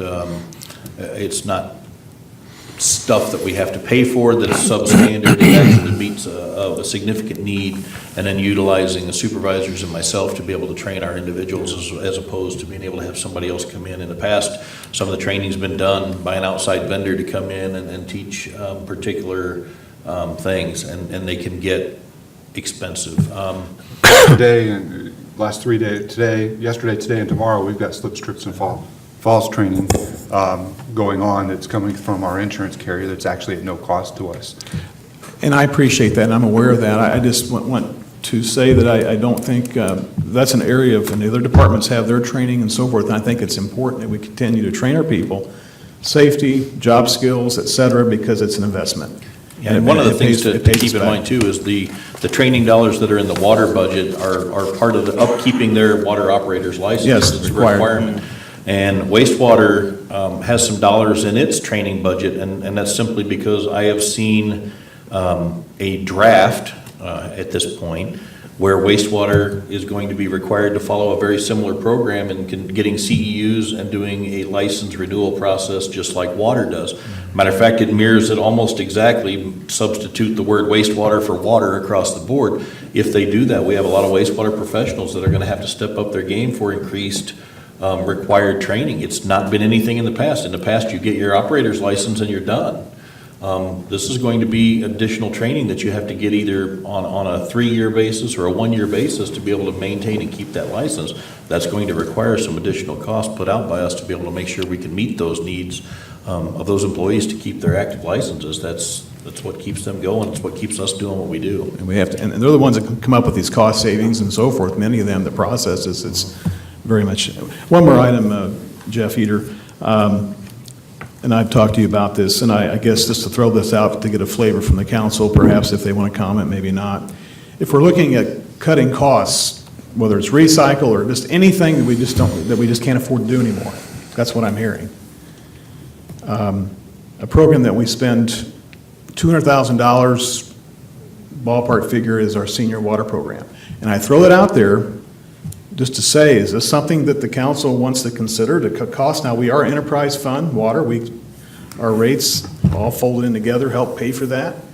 And I'm not saying we do that, but is that an option? Do you want on the table when we have zero capital? Now, again, we're going to have the capital in water and wastewater to cover this. As we were looking at this, we spent little to no time with staff, myself, Jeff Becker, even working with Dennis, looking at the water wastewater fund, because it is an enterprise fund. It does have its own sources of cash. It generates its own capital internally, so I did not I guess look at that. It doesn't, I it wouldn't impact our general fund I believe dollars. that that's something that you want us to consider, bring it forth in a discussion and I'm not recommendation. wanting to bring it forth, but in You just lieu of- did. In lieu of the discussion of saving dollars, whether it's, you name it, is that something that we're going to go that far? If we're going to perhaps consider recycling? I had not considered that because, like I said, it's over in the enterprise fund, and that's not where I'm trying to generate dollars. What is the definition of that rule? Is it over a certain age, it's free water? What It's is a not it? free. reduced rate It's over, reduced. is it over, I don't, 60? 60 or 64, I don't know offhand. Administratively, they 62. take care of it once you Is it sign 62? up, and it's just a reduced rate once you've maintained The or first been able to get to. first 60. 3,000, the mayor gets it. 62 years old. If he signed up for I it. think that's something that we'll have further discussion on if it comes back up. I mean, it's not general fund. If it was general fund, then it would be maybe a little more urgent to bring Yeah. that forward. But I bring that up just to maybe remind us that that is something we provide our taxpayers and our residents, I don't know of another community like ours that does that. And I will say the general fund over the last, 5 years is really cut, it's really been cut over the last number of years. Correct. To the bone. The only thing that's been spent is in a couple enterprise funds. Well, and that shows here with some of these things that Dennis would list here for general fund capital requests. These are not just all of a sudden, we didn't do it last, we just cut them out And last year. like Dennis missed one in there that's a rather large one, he didn't include in the streets one, bridge replacement. Yeah. That could be a very It's big. $5 million. One bridge could be $5 million.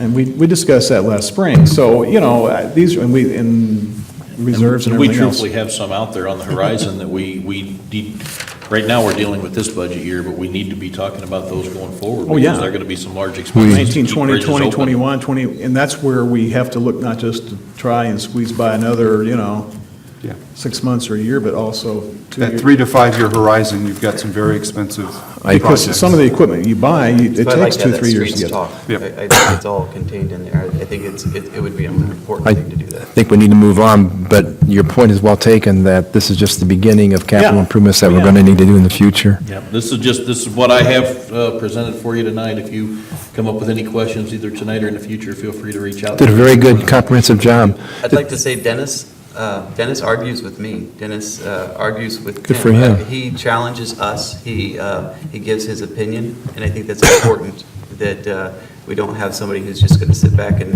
I and agree. be a yes person. I think you've done an absolutely great job trying to look every place you can to cut costs. I disagree with some of them, but I'm proud of that. That's okay. I'll be honest with you, I disagree with some of them, but it's the struggle I have. I have a task that I've been given to do, and I'm going to do the best job I can Dennis, do it, even if I don't agree with it. It seems like what you've done too is you use the word buckets, where you've looked at each bucket of where budgeted items are, line items, and made them more pure or less, you put them in their proper spots so they're coded right, and really kind of reorganize the whole thing. And I think And we've that's had a little bit of a commendable. bookkeeping change too the last couple of years, correct? Correct. Which is facilitated that. And Jeff over here has made a lot of changes that hopefully will clarify the budget going forward and getting things in the right bucket. It's taken a lot of work on our behalf. Sometimes we get an invoice and we have to call downtown and say, okay, where's this landed before? Because it doesn't fit a category that we have. mean, online. Yeah, I can So see- some of it, we have to find out where has it You're been taking the before, time. so we can get it in the correct bucket again, so. It's just like, this past budget year, we had a shift of 500,000 from Public Works back to general office downtown to cover the true costs of administering water and wastewater. And that had never been done before. So that's a big change. Thank you, Dennis, very, very much. Thank you, gentlemen. Thanks, Dennis. Fire's up next. If anybody, like I said, there's cookies and there's water and soda in the back. Let's keep it moving. Quick snack. One up. Anybody else want a water? I'm going to go get one, just to walk.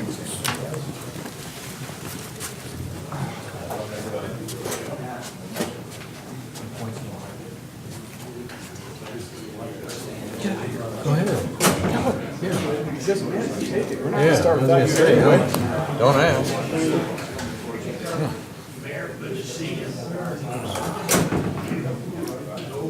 She's the straw that stirs the drink. Yep. Reggie Jackson used to say.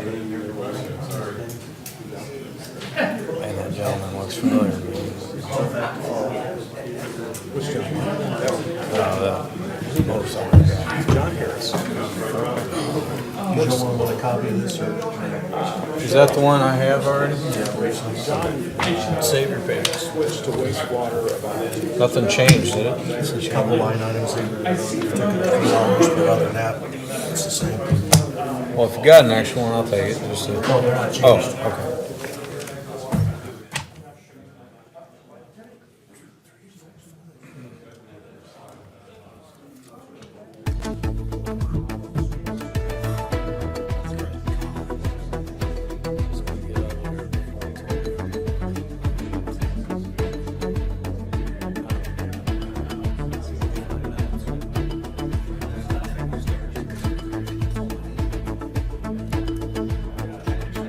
Hey, how many people are just waste this 20 minutes?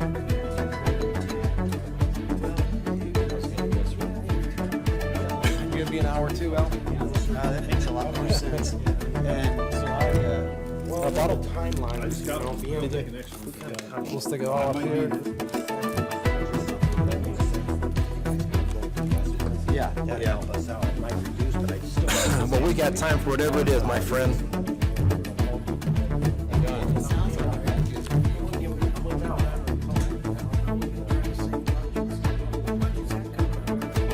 Your salary. Don't worry.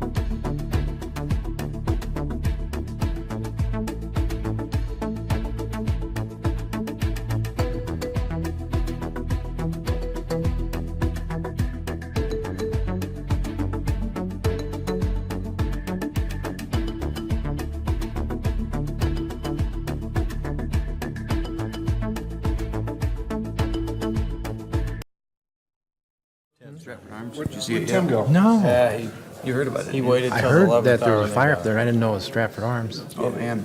Yeah, Did it roof's- burn? Roof's gone on one of them. Really? Oh, man, it was How- bad. It came in a little bit before 2. We were there till Yeah. 6 o'clock. What caused it, Dan? I got a text at 1:51. Might have mentioned. What was it? The lady called it in about 1:40. You know, really? Doug's saying that, Thankfully, she I guess woke the insurance company, they have to wait till they get Allstate or something. to We've look had some really dandy fires.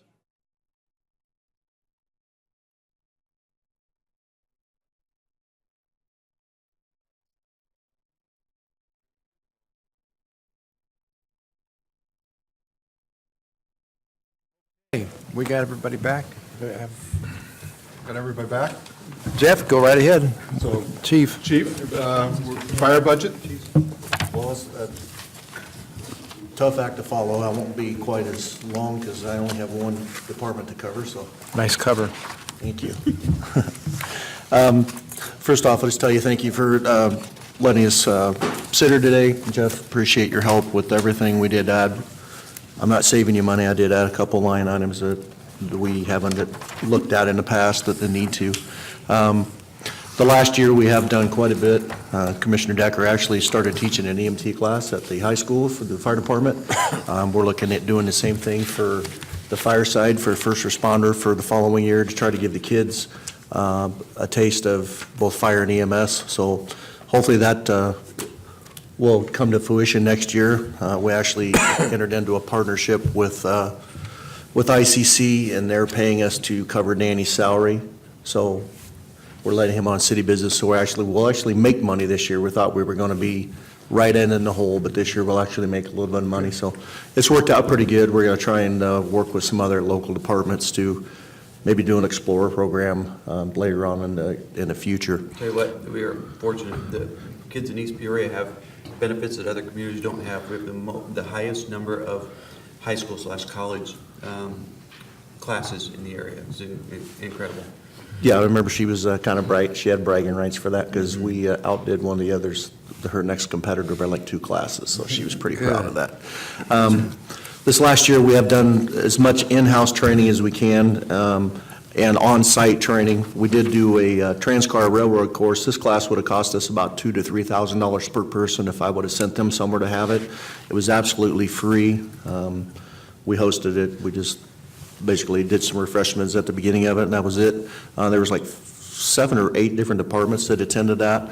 Also for our incident command and the other side of it, the ESDA stuff, we did a mandatory incident command course, and now every one but 2 of our officers are certified in command of general staff, and that's one of the levels you need to have. So we're working on it. One of the good things that did come out of the Catlin Court area, we had some advanced firefighter training. This was something that we couldn't have done otherwise because we don't have a training facility. And actually, even some of the training facilities around here, we wouldn't have been able to do the training because of the ability to tear up these houses the way we did. So we actually have 16 firefighters that are eligible to take the advanced firefighter training. That's the highest level of a firefighter that you can become. It's replacing the firefighter 3. So, and we're trying to do a transition with not just myself, but we also have some younger lieutenants that are coming up. We're trying to get them to get their Fire Officer 1 certification. We have 3 that have completed. We actually have 6 more that are working on that certification. So that's kind of a bragging rights. There's not a lot of departments around here that have that. And we also have 3 of our command officers that are working on our Fire Officer 2 certification. So our goal is to have all the lieutenants trained Fire Officer 1 and all of the command officers trained at least Fire Officer 2. Those are some very important classes to have. They talk about budgetary issues, labor management relations. It's something we've never really done to address our officers, their needs to have some education and some training, and so we're going in that direction. So a lot of the Fire Officer 1 classes are online through John Woods Community College in Quincy. So they take the class. We're not out any overtime, but they are able to get the certification. We did add a new line item for you this year, and we'll talk about that in a minute, but that was for the new hires. We found that we were taking all of our, it takes us about $8,000 to $10,000 to train a new firefighter, and that was coming out of our existing training line item, which means I can't send anybody to training. So, and that's one of those things we put in there. Money, if we hire, then we'll use it. If we don't hire, then it won't be utilized. So, That's the $30,000. yeah, it's actually been cut back, and I'll show you that in a minute. As far as what we've done to save costs, I'll let Chief Beck speak to that a little bit. We did address you last year. We wanted to do image trend and lab tech. We have actually had those costs kind of level out, and we have seen an increase in the amount of savings. Chief, you want to go ahead and let them know what you've done? He has done a good job over the last 5 years of saving us money with our vendors and stuff, and I'll let him speak to that because it's his area. Yeah, so a lot of the requests that you had made for the departments to just cut back on any waste or things that we could go without, I actually started on about 5 years ago, and it included things as simple as towel and mat service. We're paying monthly to have towels and mats delivered. That was $1,700. We limited that service and just purchased our own items. We launder those ourselves. Through the ambulance service, we have quite a bit. We deal with many vendors on a lot of different things. One was oxygen. In 2012, we spent over $10,000 on medical oxygen. Last year, we were able to cut that down to less than $4,000. So that was a big savings. Medical waste disposal is down by almost $3,000 simply by changing a vendor. Rather than having someone come on a specific day, they'll come every other month, quarterly, whenever they're in the area. So we may sit on some boxes that are closed up, just waiting for someone to take them, but it saves us quite a bit of money. Another big one was our medical billing. We were paying almost twice as much in a commission to our billing company 5 years ago than what we are now. So based on last year's revenue, if we'd have paid what we were 5 years ago as opposed to what we actually are now, that's a savings of over $33,000. So all in all, the swing in increased revenue as opposed to the services that we've gotten rid of, we estimate that we're saving almost $54,000 a year. And we've even, in the last couple of weeks, been able to find, there's one other vendor that prices were slowly creeping up again, and we were able to rebid it, and based on last year's services, we'll save another $2,000 next year. So we're constantly looking with all of our vendors to get the best pricing that we can. If we're able to, like Jeff Peter said earlier, if we can kind of bid out and get all of our services at one spot as far as like our medical supply, we get better pricing that way. We're down to 2 vendors, and we're saving quite a bit of money that way. So. Good job. I just want to thank Chief Beck. He's done a tremendous job. He's been very proactive, actually, with a lot of this, which I greatly appreciate. One more item I will say, if ambulance revenues continue like they are, we're currently up about 7% over last year. So that's looking good. Now, we were conservative with what we projected that we would bring in revenue, because I'd rather be under than over, but we are seeing an increase in the revenue. And a lot of that is due to the LAD-2 image trend, the fact that our Andres, our medical biller, is able to get that information instantly instead of having to wait for it. And usually when you have an ambulance service or any kind of a bill, if it goes over 30 days, your chances of collecting go down the longer it takes for your bill to go out. So that has helped increase that also. And this is also the first year that we've been able to get our reports to the state for IDPH through this program, which that was another thing when we went to this. It was another added bonus to it. As far as saving you money, we're a response model, not a production model, so it's hard for us to come up with savings because most of our budget is obviously salaries.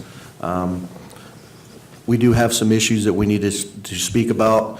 We'll talk about them a little bit more in depth, but we have a frame rail issue with 4 of our engines that at about $76,000 a piece that need to be addressed. One of those is out of service at this time. It's no longer usable, and that is in our budget, and we'll talk about it when we get to that line item. But we have an additional 3 that need to be looked at.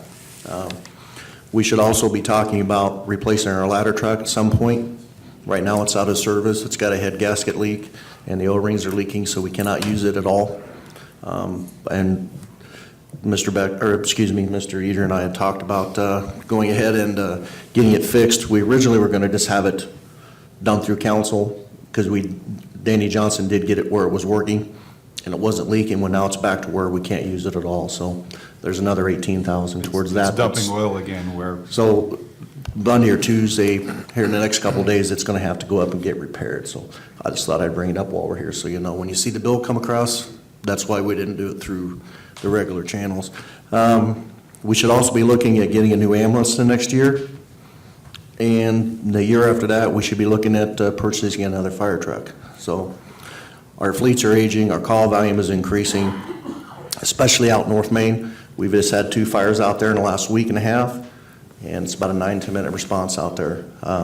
We also, next Monday, we have our meeting with ISO, so we'll see where our ISO rating is. I'm hoping that we're going to stay the same, maybe go down a little bit. What's going to hurt us is those fires out there, because at the response time, we're over the national average of what we should be. So at some point in the next year or 2, I would suggest that you gentlemen start thinking about either moving stations or allocating resources where they're at. And What is our ISO number right now, Chief? we are a 3, We are a 3. and I'm hoping we keep a 3. So. 3 is very good for a community Yeah. our size. It's very good, and then what that does is it also keeps your insurance costs are down. So if we would go back up, at one time, not very many years ago, we were at a 6. So the businesses are the ones that will see a bigger tax savings than the average citizen, because if you go a percent, obviously, the higher the amount you're paying, the lower, the bigger that the percentage is. So if we can hold the line and hopefully get to a 2, we can also help with some cost savings to the citizens by dropping their insurance payments. Years ago, we made a huge improvement in our water system in East Peoria, and I think that helped quite a bit as well. Water systems is as important as the crew response times and Yeah, everything else. it's actually 40% of what we're graded on. But we've been working with the water department. Glenn has done a great job with GIS. He's going to be at our meeting with ISO, so our records look really good. Water department's doing a great job of keeping those records up. Glenn's done a great job working with them to get our maps and everything. They were very impressed with what the water department had done. So hopefully everything will go really well for us. And that was well reflected this morning, might add, very well reflected, makes a big difference. So again, if you want to flip through, I just put this where a capital purchase needs. We really should be looking at refurbishing our 2008 Chevy ambulance. And then the next 2 years, we should be looking at purchasing a new engine. Part of the problem too is the fact that we have the frame rail issue, which we have addressed, and I'll get to that when I get to that portion of the budget. Yeah, it's extra. If you want to flip to page 4, we'll just go through, I'm not going to go through all the line items. With Northern Tazewell, we haven't done an increase with them in several years, so I did do a 2% increase in what we're paying them. And the commissioner and I had talked about that. I won't bore you with printing and postage, any of that stuff. Training and meeting expenses, your page says 40,000. It's actually, we dropped that to 30. It's going to be tight. We have a lot of training that comes out of there. That's both fire and EMS training, and we have certifications that we have to keep in both. The one thing that we did add, and Jeff and I had talked about this at length, was whenever we hire a new firefighter, it's about $10,000 to $12,000 to train them to where they're actually usable. So we figure we've got between 3 and 4 openings that are coming up in this next couple of years, so we needed to put that in there. Now, if we don't hire, obviously, we're not going to spend that money. That was why I wanted to separate it and have a separate line item for it. And actually, his budget is slightly different than what's in the budget, because that's, instead of 30 that's in his Yes. report, that's down to 25, so it's 55 total. So if you look at that total, it's actually up over the current budget. Apologize, I didn't have time to change that. We were changing stuff at the last minute. At the last minute, and I was pretty tired after being up all night, so. The clothing allowance, we really can't do anything about that. That is our annual maintenance item that the firemen get. Utilities, we obviously have no control over that. That's page 6. We'll go to page 7. Information technology, we did drop $6,000 out of that line item. After everything is leveled off with the image strand and the lat tech, we were able to shave $6,000 off of that, and that'll keep us within budget for that. We should be fine. Maintenance and repair buildings, I think that we didn't change that one, did we, Jeff? No, 38. 38, okay. No, we dropped it to 30. You dropped it to 30? Okay, that's another one that I missed. We've got some repairs that are needed to do. We really need to be looking at some upgrades here before long in our stations. Our newest station is 35 years old. So we've got some major challenges ahead of us. Maintenance and repair of vehicles, this is the one you're really going to love. Our proposed amount went from $57,000 to $150,000, and that's to address the engine that has the frame rail issue that they took out of service. That also happens to be the one that caught on fire, so we got a double whammy. So it's currently at Altorfer. They're looking at trying to get the engine running first and repair all the electrical work from the fire, and then once that's done, we'll have to look at sending it to get the frame rail issue taken Just care of. out of curiosity, for those that may not be aware of the frame rail issue, where are we at with the manufacturer in that discussion? Chief Knapp? Not to put anyone on the spot, but I mean, obviously with the dollar amount like this, I think it's worthy of discussion. I just received a voicemail late last week from one of the vice presidents of the vendor that we purchased the trucks from, who wanted to relay to me that the powers that be at Pierce are aware of the situation, they're aware of the challenges. As far as where we're gonna end up on pricing, on warranty coverage, which is probably my biggest concern right now. These frame rails from the manufacturer were warranted. They clearly have a design, I don't want to say a design issue, they clearly have a process issue. Where it's going to go from here is it's gonna cost us some money to fix these engines. It's gotta be done. Where we're gonna end up at the end of the day, as far as expenses, it potentially is gonna end up being a legal matter that we're gonna end up going back to attempt to recover some of the costs that we're gonna have. The biggest problem that we have, as I expressed to Chief, there is no option. These will be fixed. They have to be fixed, or they're put out of service. That's not an option. Correct. We need to fix them. Costs right now are just under $80,000 per apparatus.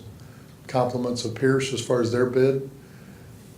Doing some comparative shopping that some other cities have done with some other vendors. We can probably be looking at somewhere between $60,000 and $70,000 for these repairs. But again, in the process of looking at trucks and engines and all kinds of things moving forward, I think there's probably also going to be some leverage there with Pierce and their better designs at this point that we may want to consider. And that's something that from all of your perspectives, we're going to need to talk about. Sure, and I appreciate you speaking to this, because East Peoria is not the only one that's prone to this issue. It's pretty widespread, so. If we were to seek legal action to try to regain some of the costs, the amount we spend on our legal, maybe this is a question for Dennis, the amount we spend trying to regain some of those dollars, is that on us, or can we recoup like attorney's fees? You only get attorney's fees if it's at the contract or the statutory probation that allows for it. There will be no statutory probation, so unless there's something in the purchase agreement itself, Okay. we would not be able to recoup attorney fees. All right.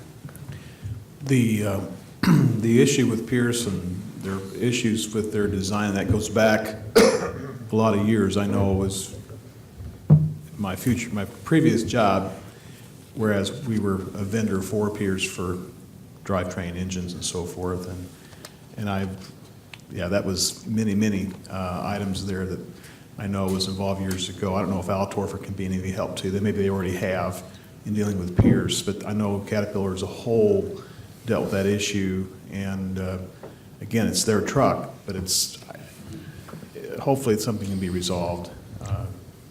I am confident, just based on our relationship with Pierce and the relationships with a lot of the communities with Pierce, that they are, just for their own future, going to have to step up to the plate. Yeah. They've got a real challenge, they know it. From our perspective, the biggest challenge we have right now is, when I say we as a department, we've got to have trucks on the street that are ready to go. We can't compromise the safety side of it. Where this is going to be resolved financially is going to be I don't want to say after the fact, but right now we need to deal with it. Yeah, I think getting other quotes besides Pierce, the home manufacturers, is not bad at all. I mean, there's some very good quality vendors out there that could do it. It's just a matter of confidence in the pricing and the risk and so forth. So that may be. And very honestly, right now, I'm waiting to get one of our neighboring communities that went with one of the other vendors. I want them to get a truck back and see how things have worked. Yeah, that's fair. If it's a $10,000 savings and it costs you 20 in the end, it's not such a. Yeah, and you have to transport it back and forth, and what's that cost? And that's where, with warranty and even work like that, it's going to cost you. Correct. Do you have to deliver it to their factory, or et cetera? And they're in The Wisconsin, logistics, the logistics on this entire situation are very, very difficult, because all of our frontline apparatus we're using and we desperately need. We don't have a lot of spares. So that being said, we can't send two of them out for work that takes 6 months and have nothing else to use. So the biggest challenge is we need to get these scheduled, we need to get them done, we need to have a funding mechanism to do that, while at the same time be under the understanding that there's gonna be some compensation, but Yeah. when? I wonder how quickly Pierce can come up with a frame for a fire truck, you know, or how much different it is from a current, it's, Well, we actually have one that they're saying, and I included the reports that Chief Knapp received, they're emailed into your packet here. Okay. One of them, they're saying that they can't even get parts for. yeah. So and right now, we are at the point where we're actually using our reserves as front line, which takes away from our years of reserve service because we're beating them up. So we're kind of in the same place that the Public Works is with their garbage trucks. Our fleets are aging, and we've got cracks in the dam, and we need to fix it before the whole thing implodes on us. So you guys got some serious financial issues coming towards you in the future. Right now, we're just asking to do the one that they took out of service, to get it fixed, and that'll also give us kind of a catalyst to know where we're gonna go with this, because we'll get the first one done and find out how it went, how long it took. That'll also give us an idea of when we can start budgeting the other ones.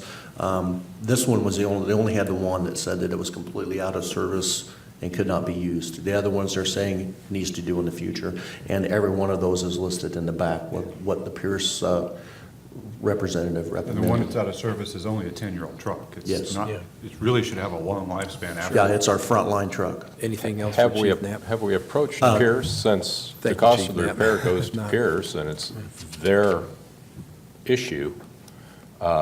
Yeah, if we have to pay them $76,000, I would think we ought to at least get a pretty favorable financing option provided by them.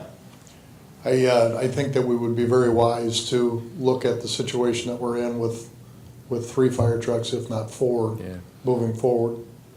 They are a preferred vendor for building a great truck. That being said, Been the factory job. we're gonna be looking very closely at how we're gonna move forward. And, you know, I know litigation's never a pleasant thing. I would assume that this is you know, Pierce is a big outfit. Someone's got to be thinking class action at this point. It's I believe already in those process. Discussions are already started. Yep. Well, there's actually some active suits going right You know, now. that's not necessarily a great deal for us either, because that gets watered down, but I'm not saying I'm a proponent for sure, but from my Pierce has a perspective, huge problem. that is an understatement from a number of different perspectives. Continue on, Chief. please. Thanks, Chief. Okay. Thanks, Chief. The rest of the other line items, we really have no changes in them. We've held the line on all of those for the last couple of years. They've kind of much stayed pretty steady. Unless you have any other questions about the fire side, we can move on to ESDA, unless you have anything you want to talk about. ESDA budget, as you know, we did get the new siren put in. I don't know if your mom knew it or not, but I live in the same neighborhood that she does, and I heard it go off the other day, and I can actually hear it from my house. So She was very happy about that. we didn't realize we had that big of a deficit, because it doesn't, usually it's circular, when they say the sound goes circular, but actually it's kind of a cone shape because of the wind velocity. So that area that was hit by the tornado last year, that one actually has a tornado siren that they can hear it now. We did repair, like I said, 8 of our 13 sirens last year. We've got one that we're looking at on Spender Marina. If I have one more time where it's not working correctly, we're gonna have it fixed, but it's only like $1,500. I did add some other line items that we could potentially use in here. I don't think we'll need the money that we've spent, but this is a separate fund, so it will not affect or impact general fund. We're looking at maybe doing another siren next year, this coming year or the year after, on Cherry Lane and on Matheny. Possibly, I'll have to look at that a little bit better. The other thing we may look at is we've got 4 that are the old sirens that are circular where they spin. And Reagan was recommending we look at maybe replacing those a little bit sooner. So we'll have to talk with Chief Knapp, and we'll look and see, are we going to put a new siren up, or are we just going to replace one of the older ones? One of those is the east side. It's coming close to its time for replacement. So we'll have to see how it goes. So other than that, I really have no other changes in the budget. I did add, Jeff was asking me about some of the classes that we want to send some of the officers and then the firemen to. I've just added these. I'm not saying we're going to send somebody to every one of these. Some of these are not offered every year. I just wanted to give you a taste of some of the classes that we need to be sending our firefighters to. A lot of changes. especially with building construction, things have changed. It's not the same animal that I knew when I started. So, other than that, that's all the good news I have for you, really. Thanks, Chief. I appreciate the ESDA budget and you outlining this, because quite honestly, some of this stuff I was not familiar with before you actually put it down on paper and began discussing. Some of these sirens, for example, I had no idea that we had a void like that, so. These are all the sirens that are listed? Those are the numbers? Yes, sir. Those are all the sirens that we have. And then I went through and highlighted when we did things to them, when they're ready to be replaced. We never had a set cycle for when we did anything with them. It was, we listened to them. If they're broke, then we call them and have them looked at. I actually had them go out and check them all. Now we know when the batteries have a 5-year life. We know when they need to be replaced. We know when the siren needs to be replaced. So it's actually, we have an actual replacement schedule for the siren itself and for the batteries now, which we never had before. Super. So that's all I have, gentlemen, unless you have any other questions. Anybody else have any questions? Thank you very much, Chief. Did a good Oh, job. there he goes. Thanks, Chief. Who's next, Jeff? Please? Please. What's your goal here? How many you want to get through tonight? We're going to go to As we Saturday, so can, yeah. 2 more if we can. Let's do it. We're through the biggest one. Yeah, Public Works. The Chief's is pretty straightforward. He's got a gun in your belt, I mean. He's hungry. I had a bunch of pizza, Chief, but somebody. Yeah, I know. Things are slipping. Ours is clearly pretty straightforward. Obviously, as always, the vast majority out of a $6.3 million budget, we only have about $500,000 of operating expenditures. So there is not a lot of, those kind of items that can be reduced. We've held the line on everything we felt we could. We did make some modest reductions in our meetings with Mr. Eater and Mr. Becker. Those are reflected in the sheets that you have. But other than that, the vast majority of those operating expenses obviously go to, either contractual, collective bargaining expenses or vehicle expenses, namely, motor fuel and vehicle repairs. There is one new line item in the chief's budget under contractual services 020, which is the, where the fees will ultimately pay for TC3 for the new consolidated dispatch. You'll see we put $100,000 in there in addition to all the telecommunicator salaries that will probably ultimately be out of that line item as we move forward with the consolidated dispatch. And that is, while we're operating our current dispatch, the new board and new team has to get the new consolidated dispatch up and running, and there's some upfront costs. At our next regular scheduled council meeting, I'll be asking for a $25,000 approval from you to front some of our costs into that. And some of this, I'd like to point out, quite honestly, just kind of bring everybody up to speed quickly on this new board. The thought process behind seeking advanced funding was it's an unfunded mandate to begin with, of course, that the state enacted. So our task was to figure out how to get this thing jump-started. You can't jump-start anything without the funds. Now, mind you, all these agencies that are part of the TC3 will be billed their portion as laid out in the agreement. Is what this board is specifically seeking is out of these 5 entities that were part of the intergovernmental agreement to initiate this process, is to seek the advance funding from each of them, which is $25,000 is what he'll ask. And then that $25,000 comes off our cost in the budget moving forward. So in other words, We're prepaying into we're the prepaying, organization. basically, just to get this organization off the ground, so. And you are too early to know how we will fare in the future, aren't you, as far as? Way too early. That's one of the most difficult problems, I think, with this budget itself is the uncertainty that this has thrown us into. Not so much that we know, that it's going to, there's going to be significant costs, and maybe coming out the other side, there may actually be modest cost savings. But the problem what we have in trying to do the budget is timing is everything. And that is probably the single most unknown thing right now, is exactly how the timing is going to fall.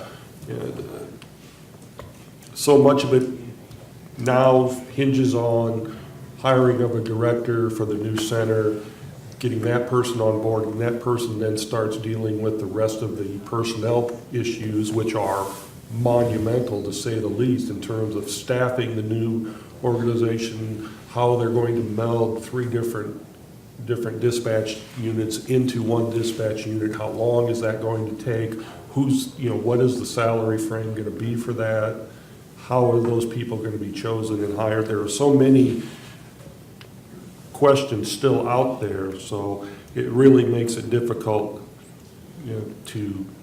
Yeah, you're gonna be in a transition phase, basically, and it's almost impossible to measure. So if you will notice in this budget, in addition to that, well, we've already talked about, the chief's got extra clerk bodies in here, because once the dispatcher's gone, we'll need clerks for records that will be kept. So he's got money in the budget. So hopefully his budget next year will be a little higher because of all the changes. Following year, it'll actually hopefully Depending on how it all works out and I think the big question is, when does TC3 become its own entity and our dispatchers no longer are our dispatchers? Are we still physically in our building when that happens? We don't know the answer to that. So, and I would remind too that in terms of those clerical staff, not only has to do with records people, but one of those records supervisor positions is also slated to be involved in our body camera program, which is also at the same time moving forward and on a more accelerated term than now the dispatch. We thought they would coincide very closely. The body camera program is probably going to be up and running well before the dispatch consolidation is. So there's a need for a person there to manage that body camera footage. Our intent has always been, not only will they do that, but they will also then be in charge of our records clerks as that goes forward. Now, the good thing is that we have in this budget budgeted for a complete contingent of dispatchers. It's incredibly unlikely that we are not going to reach that. It is at the point now where I'm not sure it makes a lot of sense, or whether you could even get anybody to take a job saying that, in 6 months you may not. I can't promise. There's so much you'll have this uncertainty job. now, quite honestly, all the employees, and I do not blame them. And this is at every dispatch center. I mean, trust me, there's a lot of pressure on this board to get this ball rolling and provide answers doing it. Because we're already behind the 8 ball. So it's what the board just did, just to brief everybody quickly, is we just brought back the consultant that provided the plan, and we just agreed to hire this individual who has a timeline, and he brought with him a consultant that was the director over a consolidated dispatch center up north. And a lot of that is to motivate, get this thing moving, because there's so much uncertainty, but at the end of the day, we have a deadline to meet. Part of the consolidation, the question that was posed, just to bring it up in a public meeting here, was why does Washington have to move to East Peoria this year when the deadline is July 1st of 2019? The reason for that is by moving to East Peoria, right now they're looking at, and I don't know whether or not this is possible, but time frame would be around the first week of June.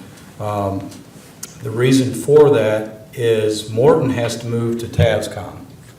The construction at Morton is due to begin first week, second week in June, and that's scheduled to take possibly up to a year. So they're butting against the deadline. So should construction be delayed or something not work out according to schedule, we still meet that state mandate of 2 consolidated dispatch centers in Tazewell County. You know, something you were saying a few minutes ago all of a sudden made me concerned. If everybody starts, as I wouldn't blame them, starts looking for different employment, or some start looking for different employment, we don't have any provisions in the contract that allow for part-time assistance or anything like that too, because that would be the fear that we would get to a critical number of dispatchers and overwork them trying to fill. I think we're at our critical talked number about right now. We're short now, We're quite right honestly. there. Actually, and we're not as in bad a shape as, say, Washington, which is a smaller dispatcher center than we are. They've already lost some through this They've lost process. some. So it's in the best interest of this board to move that ball and bring some assurances to the individuals that are affected. And that's what we hopefully. We can feel do. confident, I mean, as confident as we can, that our dispatchers will have a job at the new center. But the problem with that is, from their standpoint, and it's perfectly understandable, while we can give no guarantee, number one, that that is the case. Number two, we don't know what their salary is going to be.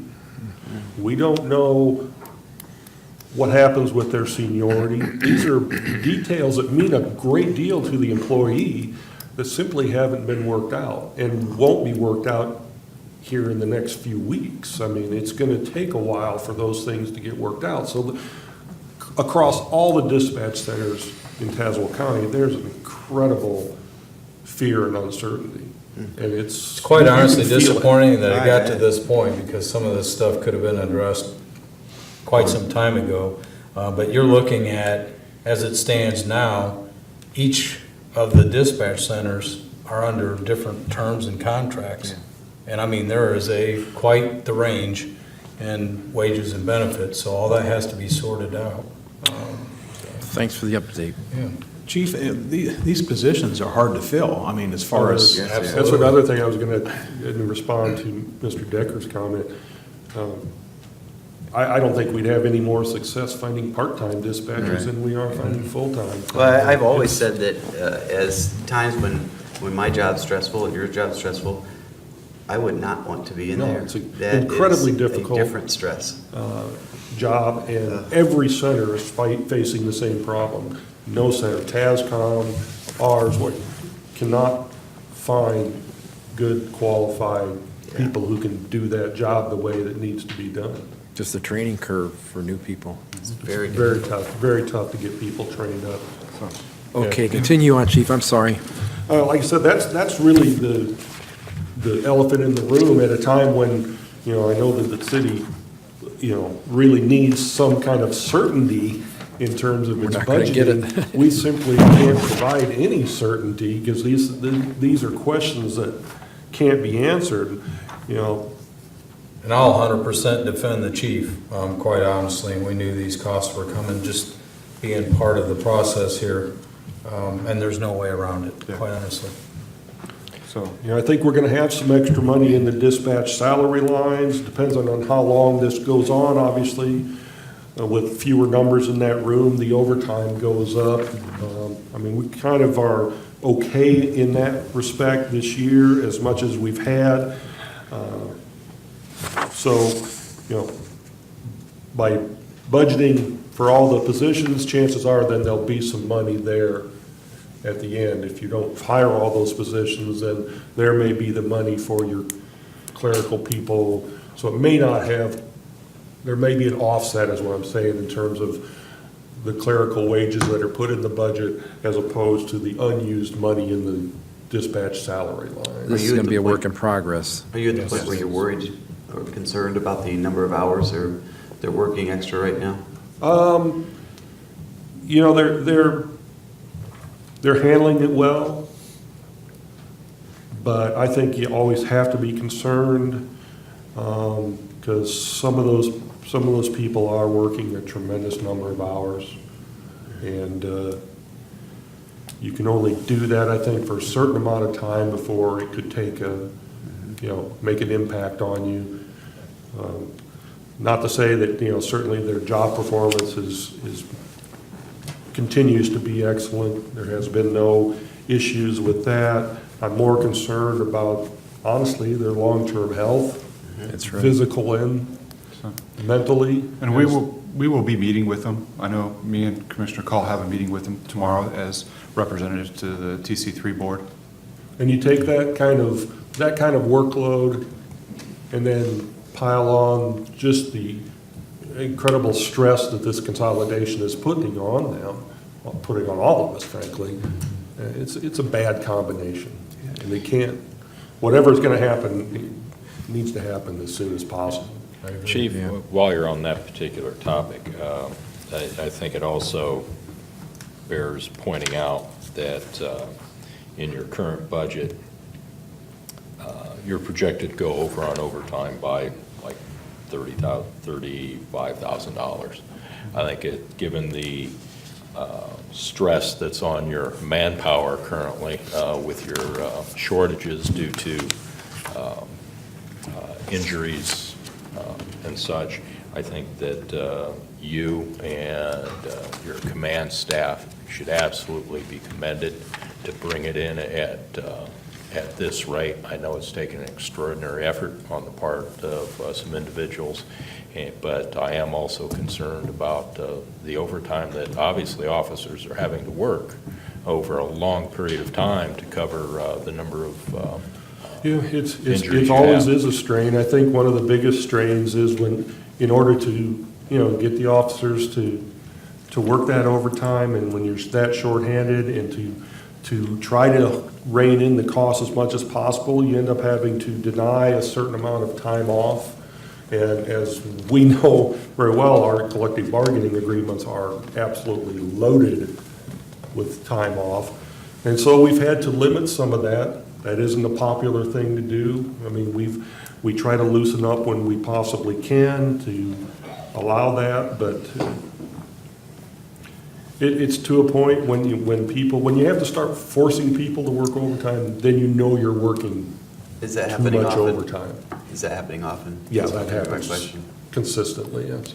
But again, I think that you and your command staff should absolutely be commended for controlling this cost, and I know it comes at a price to both you gentlemen and the officers, so thank you for that effort. You're welcome. Thank you. What else? Unless there are other questions, I mean, it's pretty self-explanatory Thank you, Chief. what we're dealing with. And I just want to say, Chief, the responding officers on that scene this morning did an excellent job ensuring that citizens were out of the building safely. So they should be commended. They always do. Yep, absolutely. Thank you. All right. Thanks, Chief. Ty? Is it, Matt, you gonna go first? See how that's gonna work.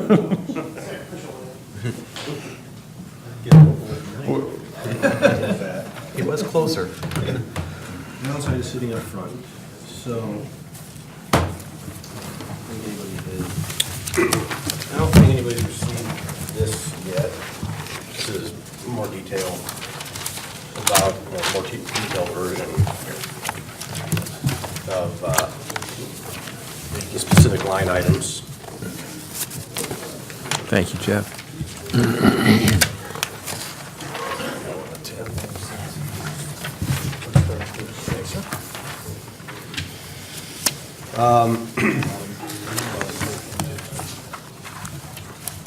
Hopefully keep this quick. There are a few items that we split out to better track costs. I can go into more detail if needed. That's the contracting services, the hardware service support. Just, they've always been certain types of expenses, and just making them easier to track going forward. This really represents mostly keeping the lights on budget. There are some shortfalls, such as we're not doing anything with multi-factor authentication. That's something that's likely going to be required by the federal government at some point. We're suspending our PC replacement cycle. Based on one of the numbers given, we're going to have to, our backup systems at its end of life, it's going to go from a multi-site system to a single site system. There is No provision for storage for the squad car cameras. That is a Band-Aid solution that is going to have to remain a Band-Aid at the, Do we have anything in here for that? Sorry. no, Nothing at all? nothing. And I when's mean, it- when's that supposed that to start? topic came up recently, just out of curiosity, it's tied into what he's referring to as not being in the budget. Did we change something within recent years? I was thinking, wasn't it Peoria that was going to store that? No, that's that is- separate. Yeah, that's a That's body a camera. Okay, okay. I said the same thing. All right. So what's happened is the old cameras were all disc-based. And I'll defer to the police chief if he He's wants to gone. come. Okay. He's hungry. They were disc-based, and that technology is they can't get them under anymore, is my understanding. So it's moved to a digital version where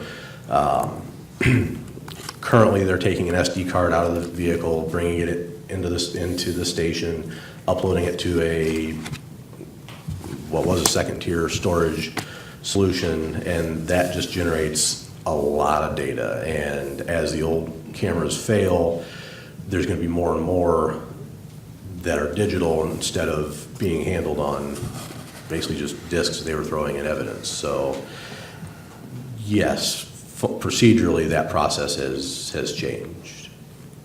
So it's not included in the budget. What kind of number were you looking at? The 110, 120,000.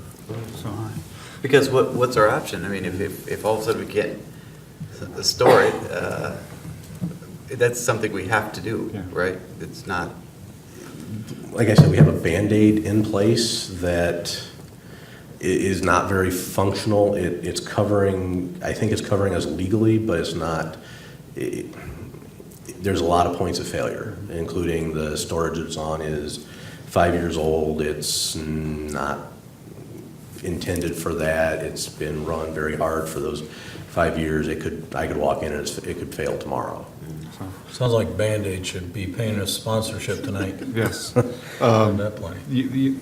The other big thing, kind of, you're skipping here, the second line on the handout that Matt hands out, the hardware, which is in gaming line item, I'm not going to skip to it because it's the only line item, that was cut from what, 108,000 down to 54 as part of this last second reduction in cost. So basically, we left him with what he has to buy.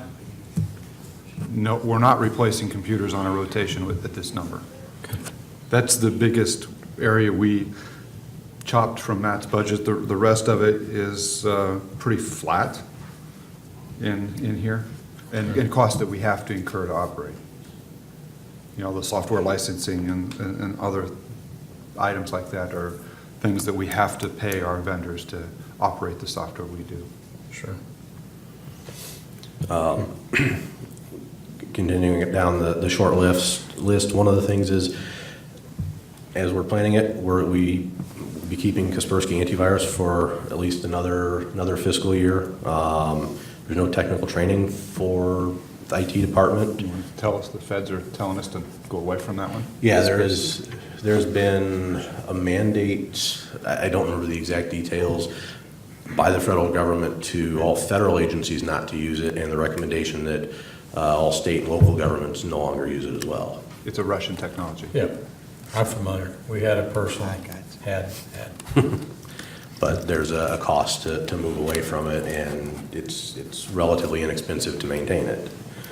And then there's no plans to do any maintenance of the various audio-video equipment in the city, including the AV equipment in this room, the executive conference room. It's something that's never really been budgeted. The stuff in this room is now 5 years old. We have had a failure in the projector that ended up costing us about $1,000, and that was with the hardware warranty.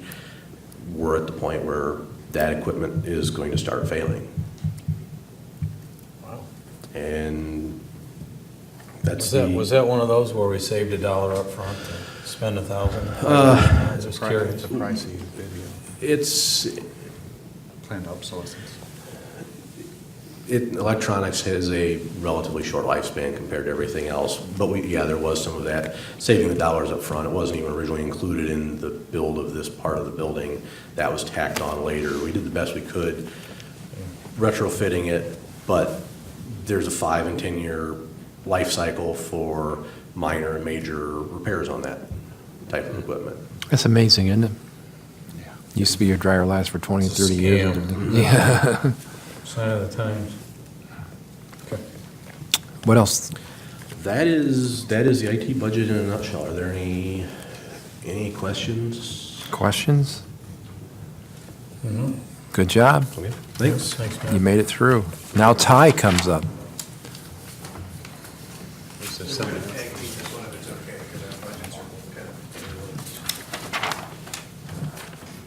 Thanks, Matt.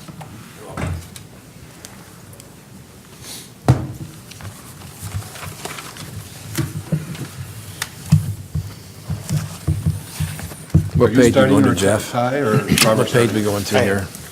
Page 4 is where we'll start. Halfway down, planning and development. He's got it on now. Oh, good. Thanks, John. I like this better than binders. Maybe. I prohibited binders this year. But these are the store. I prohibited the use of binders for departments as a cost-cutting measure. We did, staples work just as well, paper clips. Yes, they do. So just to kind of give an overview, last year, I think we had, Matt was a part of our department, and so that's why we had him, I think, in the budget presentation here. But for the purposes of our presentation this evening, we've got planning and development together with inspections and maintenance. We have kind of two distinct budget pieces for you, and it's reflected in what you've got.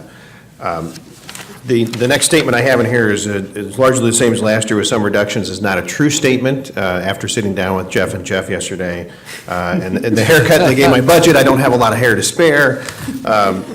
We're down, essentially what's in here, the line items that were really hit had to do with training, consultant line items, and this would be something for if we get an opportunity to get a hold of a planning study through the Regional Planning Commission. Sometimes there's a match involved. Sometimes we need to do appraisals, or we need to do surveys for properties. That's what went in that line item. We don't always spend it, so that was reduced. And then also we had a line item in there for the new markets tax credits. And this is something I'll touch upon later. What we've done in the past with that money, we've had a facade improvement program for a very limited area of the city. One of the things we talked about doing is expanding that program out, but obviously it requires some resources to it. But understanding budgets are pretty tight, and it's something that we could sit on until we've got a better situation to work with. But in total, it represents about a 13% decrease in the budget from what was budgeted last year. So this is certainly going across all departments, even small ones like ours. Training is certainly something that we'd like to continue. We'll continue to explore. There's opportunities where you can do it online, where there's no cost. But there really isn't a great replacement in some cases, considering the roles that we're in, whether it's economic development or planning or inspections, to learn from your peers and having that face-to-face interaction. So where there are those opportunities, and I think, one of the things that benefits us is we're not that far away from a major metropolitan city in Chicago. They do have some very good training opportunities up there, and we'll try to keep those costs low. The most recent one that we had some of our staff go to, we had them drive a city vehicle back and forth, actually my vehicle. They did not stay overnight, so we try to keep those costs as reasonable as possible, but I think it was a very good thing. They both came back very excited about what they had learned. Department highlights, enterprise zone. This is one area where I think we've got some potential additional revenue. There's a fee that program assesses as of 2016. The first year was pretty light at about $14,000. Last calendar year, and these numbers have not been verified by Mr. Becker, but looks like we had about $24,000, a little over $24,000 in revenues from that program. I don't know that we anticipate that trend to continue going up that fast. The peak of our development down here in the Levy District, we might have generated somewhere in the neighborhood of $40,000, given that 0.5% fee. Residential development, I think we're starting to make some headway with that. We continue to get interest from residential developers of all types. We're certainly seeing some success out there in Centennial Drive with Joe LaHood and his development. His second building is well underway.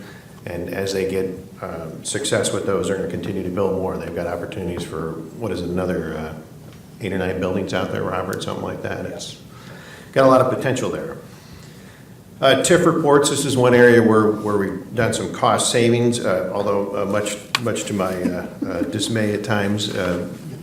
We've taken these, so we do them in-house now as opposed to have the attorney's office do them. They still have to review and certify them, but it's something that I've taken over, but certainly appreciate Jeff's help in going through these, and sometimes a little bit frustrating because what comes out of the auditor's report doesn't exactly plug right into what the state wants to have on theirs.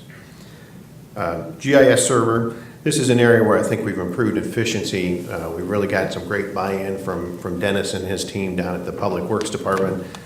We've got these handheld devices, these GPS units that are out in the field that these guys are taking. They're doing this work on their own. They're able to put in all these different points. You know, anything that is a piece of infrastructure that's out there is getting put into this system, and this is really a great thing. That something that you know, we had to do. Whether by a consultant or something where the one person we had doing GIS was trying to do some pieces of it. It's a heck of a lot better to have the guys that are out in the field that know what they're looking at, know what they're looking for, doing this work. And It's even gone so much so when they're doing a water main repair, they're going out and redoing that certification. So it actually now will show up in our GIS database which side of the street it's on.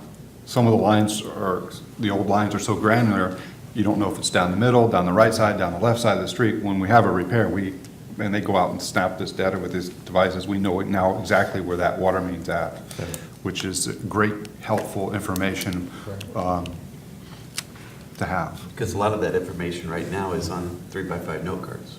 Or in people's heads. People's brain, yeah. And a lot of those people retired with the ERI that have the most of that information. Right. And there's been a lot of changes there. The software is better. It's more user-friendly, particularly out in the field. We have an incredibly enthusiastic GIS coordinator in Glenn Wetterow. We've got some good leadership in the Public Works Department that's really kind of moving this thing forward. So there's a lot of good things happening together at once. The reading garden phase of the levee park is completed, even though it's being underwritten fully by the foundation board. In fact, the lights are on tonight if you get a chance to take a look at them. It's really kind of a very nice appearance in the evenings as well as during the day. We're looking forward to a ribbon cutting. Tentative date is May 2nd. We'll get more information out about that, but we're excited to see that progress moving forward. And then the Camp Street Trail. We were able to do 2 phases with this is a $25,000 premium over the match that was required, and this was a great thing, and I think a large part due to the fact that IDOT is not doing a whole lot of work right now, so we were able to take advantage of some pretty hungry contractors. Department goals in the coming year. The Four Corners District, I intend to bring this plan, the final plan, we finally have that in hand to the council for approval, and that adopted plan will be used as a guide. It is not set in stone by any means, but it's something to allow us to move forward, to pursue funding opportunities as the funds are available. Levee district beautification, we've got the balance of the levee park. We've only got just a piece of it done. There's a lot more to go. Certainly requires some additional fundraising from the foundation. Business retention visits is something that we continue to do. This is really an ongoing effort, but we work closely with the Chamber of Commerce and the EDC on these, and it's really a good opportunity to get to understand what our businesses are doing and opportunities to help them grow and do more with their businesses here in East Peoria. The facade improvement program that I mentioned earlier, this is very budget dependent, something that really could be utilized in other areas of the community. We've focused on that 100 block of East Washington. We're certainly not done with that block, but the interest in utilizing the facade funds is kind of, we've gotten through many of the businesses there, and so I think there's an opportunity to possibly expand that out when budget permits. And then lastly, this rental registration program, we had a working session with the city council here recently about this. And this is something that we're going to be working on here in the next couple of months pretty feverishly to come up with a game plan that allows something that is going to be beneficial to the community, but not be overwhelming or overburdening to the staff or to the landlords that we have out there. And then lastly, the other thing that we were asked to take a look at had to do with revenue generation, and I know Robert has something on his docket as well to talk about. Mine really dealt very closely with just zoning-related items. I've got a quick little sheet here that I can pass out to show you. The challenge when you deal with such a small department is that, you guys have seen this before, is that even if you get yourself in the ballpark with where the other communities are at, and I'm sorry there's a lot of numbers on here, but the basic premise here is that we could increase our fees slightly. We put ourselves kind of in the mid-pack of our neighboring communities. So if you look at Morton, Washington, Pekin, Peoria, put us kind of in that middle of the pack. We could generate maybe an additional $1,500 a year. I think the other piece of this is looking to cover our costs. And I think as we look at the costs, it's a bit of a moving target because sometimes there are cases that are more complicated than others. Staff time can vary. But on average, if we have about 3 cases a month on a ZBA case or a ZBA agenda, it's about $500 to $600 in expenses for the city to put on those. And we have to do the staff time to send out the mailers. We have to put mailers out. There are legal notices that have to go to the newspaper, that sort of thing. So the proposed changes here not only generate a little bit of additional revenue, but they do basically represent a break-even point. And I asked Ty and Robert to revisit these fees in that these haven't been addressed in decades. No, they haven't been touched since I've been They here. don't represent anything resembling covering costs. They are small numbers. Robert has, I believe, sent out some information on permitting and inspection fees. My recommendation would be to address these, but then to address them not as it is now. The fee is stated certain within the resolution or ordinance. Rather than do that, create a starting point, and much as water and sewer fees allow for them to be increased over time to reflect, again, increased costs to staff and what needs to be done. And again, this isn't a huge department. It's not going to be huge money, but I think covering costs is a reasonable thing to do with these fees. Well, it seems like it's a common theme, quite honestly, going back to Public Works and the discussion about absorbing costs that we incurred through the recycling. And when the landfill closed, I know I've spoken to Robert on some of the fees that he proposed, and I think it was like 3 or 4 years ago, you brought them forward and got slammed. It was just bad much. timing and kind of a rough sell at the time. Obviously, a number of years later, when you sit down and take a look at the actual cost behind those, I think a lot of those fees hadn't been adjusted in 20 years. Yeah.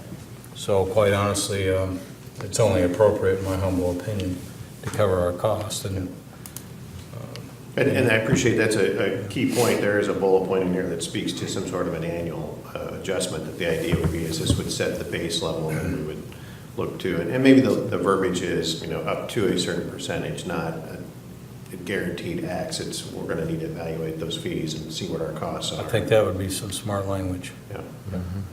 Very good. So, Robert, I'll hand it off to you. Thank you. First of all, I thank all of you for allowing us to come and present our budgets and what cost-cutting measures we have taken place. I appreciate both Mr. Becker and Mr. Eder for working with us on this. It's a tough road, but we fully understand and will comply. Public properties budget, it's not a very big budget. About half of it is really debt services, but we did look at reducing some line items, training and travel we reduced. I won't get into, dig too deep into the numbers. Demolitions took a pretty hard hit, and, it's one of those things we can't control in some fashion because of the court processes that these properties go through.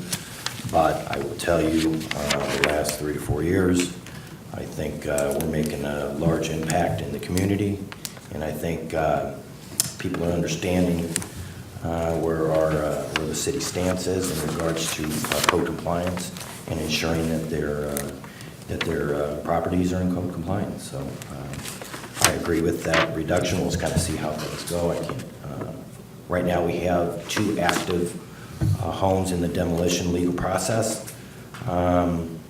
Would be just about that, 25,000, if in fact that we were allowed through the court process to begin demolition on them. Robert, with respect to demolitions, I'll make a mention here that both Robert and Joe Boyer, I think, have really done a good job to try to work with the property owners to see if there's opportunities to get these properties taken care of and addressed by them. That this is really a last resort that the city has to come in and do those demolitions. And there are cases where we have to get to there. But I think that between the 2 of them, there's been a real concerted effort to see if we can't come to some sort of resolution to get the property owner to either fix it up or take it down themselves. I will put out there, while we're talking about demolitions, there is a property up off Springfield Road that is, it's not on the current docket, but it is a large problem property that at some point is going to become our problem. Yes. Yeah, this was one of those line items that at the last minute, as much as I hated to cut it, I had to go through and say, I need justification, and we came to agreement to cut it. In this particular instance, we are working with the property owner. It's been an ongoing conversation for quite some time, but the end is becoming clear. Correct. And that will, his former proposed budget of 40,000 or 50,000. Would not have covered. Originally had it, wouldn't even cover that demo. Exactly. That one, that'll be a couple $100,000. Yes. 75, 80 grand to remediate below. Yeah. There will be asbestos involved. Expensive, yes. I wouldn't be surprised if we have to deal with medical waste as part of that one as well, unless they really went and cleaned it out. Thinking not. No. There was It's wishful thinking. There was a family living in there. Couple families. There have been multiple people living in there. Well, Anyway, like I said, anyway, just nursing to homes with put very that one on the interesting things horizon. left, including all the medical records of everybody that lived there. Yep, which we did get cleaned up because they were blowing down the road and everywhere else because the Did it happen shed. there? Yes. Yes, they had all the medical records actually in a shed, and the shed had been broken.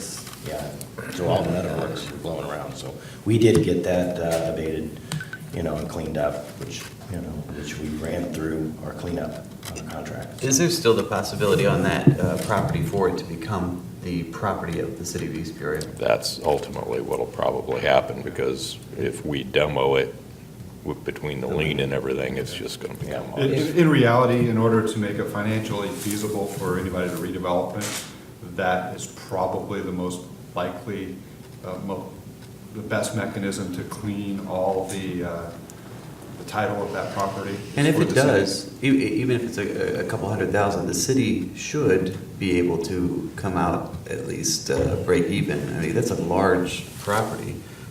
There should be many uses, whether it be a developer willing to put homes there or another type facility, but I think that I see Dennis walking up. I see Dennis walking Yeah, out. I don't think we want to go too far down You guys have this road. spoken too much. There are ongoing discussions, somebody interested. Yeah. Which Jerry knows that. Yeah. Okay. But, If there is a process, a demolition process that one could go through, and the city can acquire the property and be relieved of all the back taxes, which are significant, although it goes to the tax authorities, we like to help, but we'd rather not inherit all those property taxes.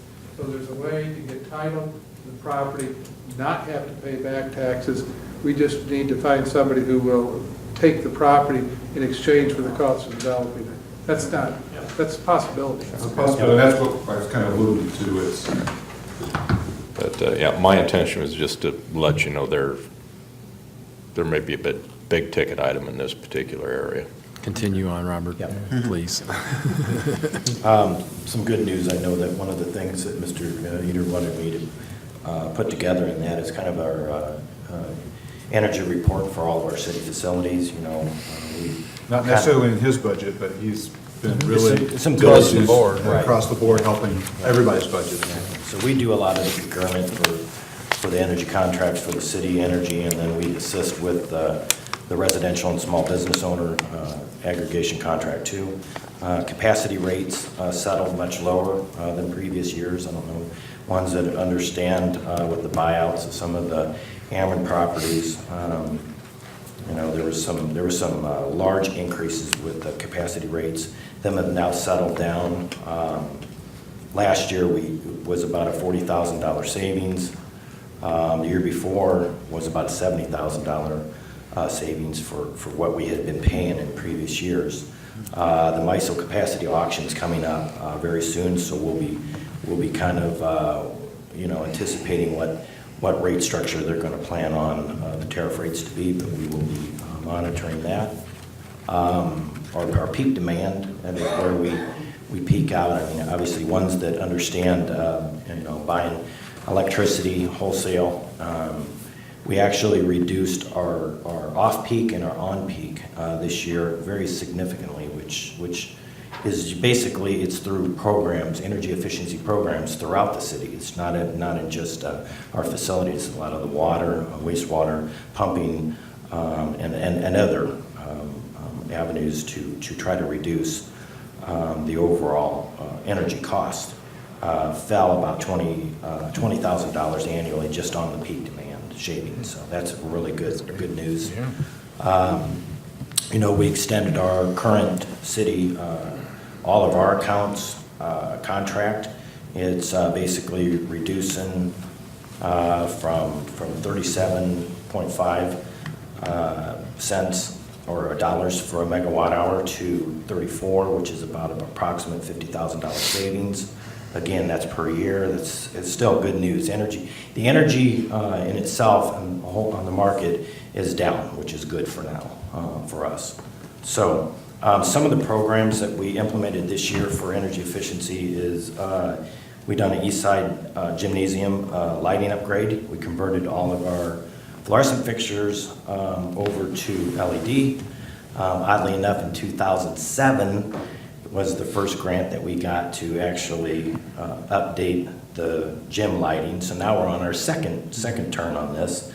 But it was a great project. We reduced the overall energy consumption for the lighting by 71%, and our rate of investment was 1.2 years. Great project. The other project that we were able to complete last year, and that was the East Side gymnasium HVAC replacement. You know, we were able to achieve 65% energy savings. The rate of investment was a little more because of the fact that the project costs were pretty significant, but we feel as though the rate of investment, 7.5 years, we implemented some building automation that we'll be able to expand on some other parts of the building, lighting and some other controls.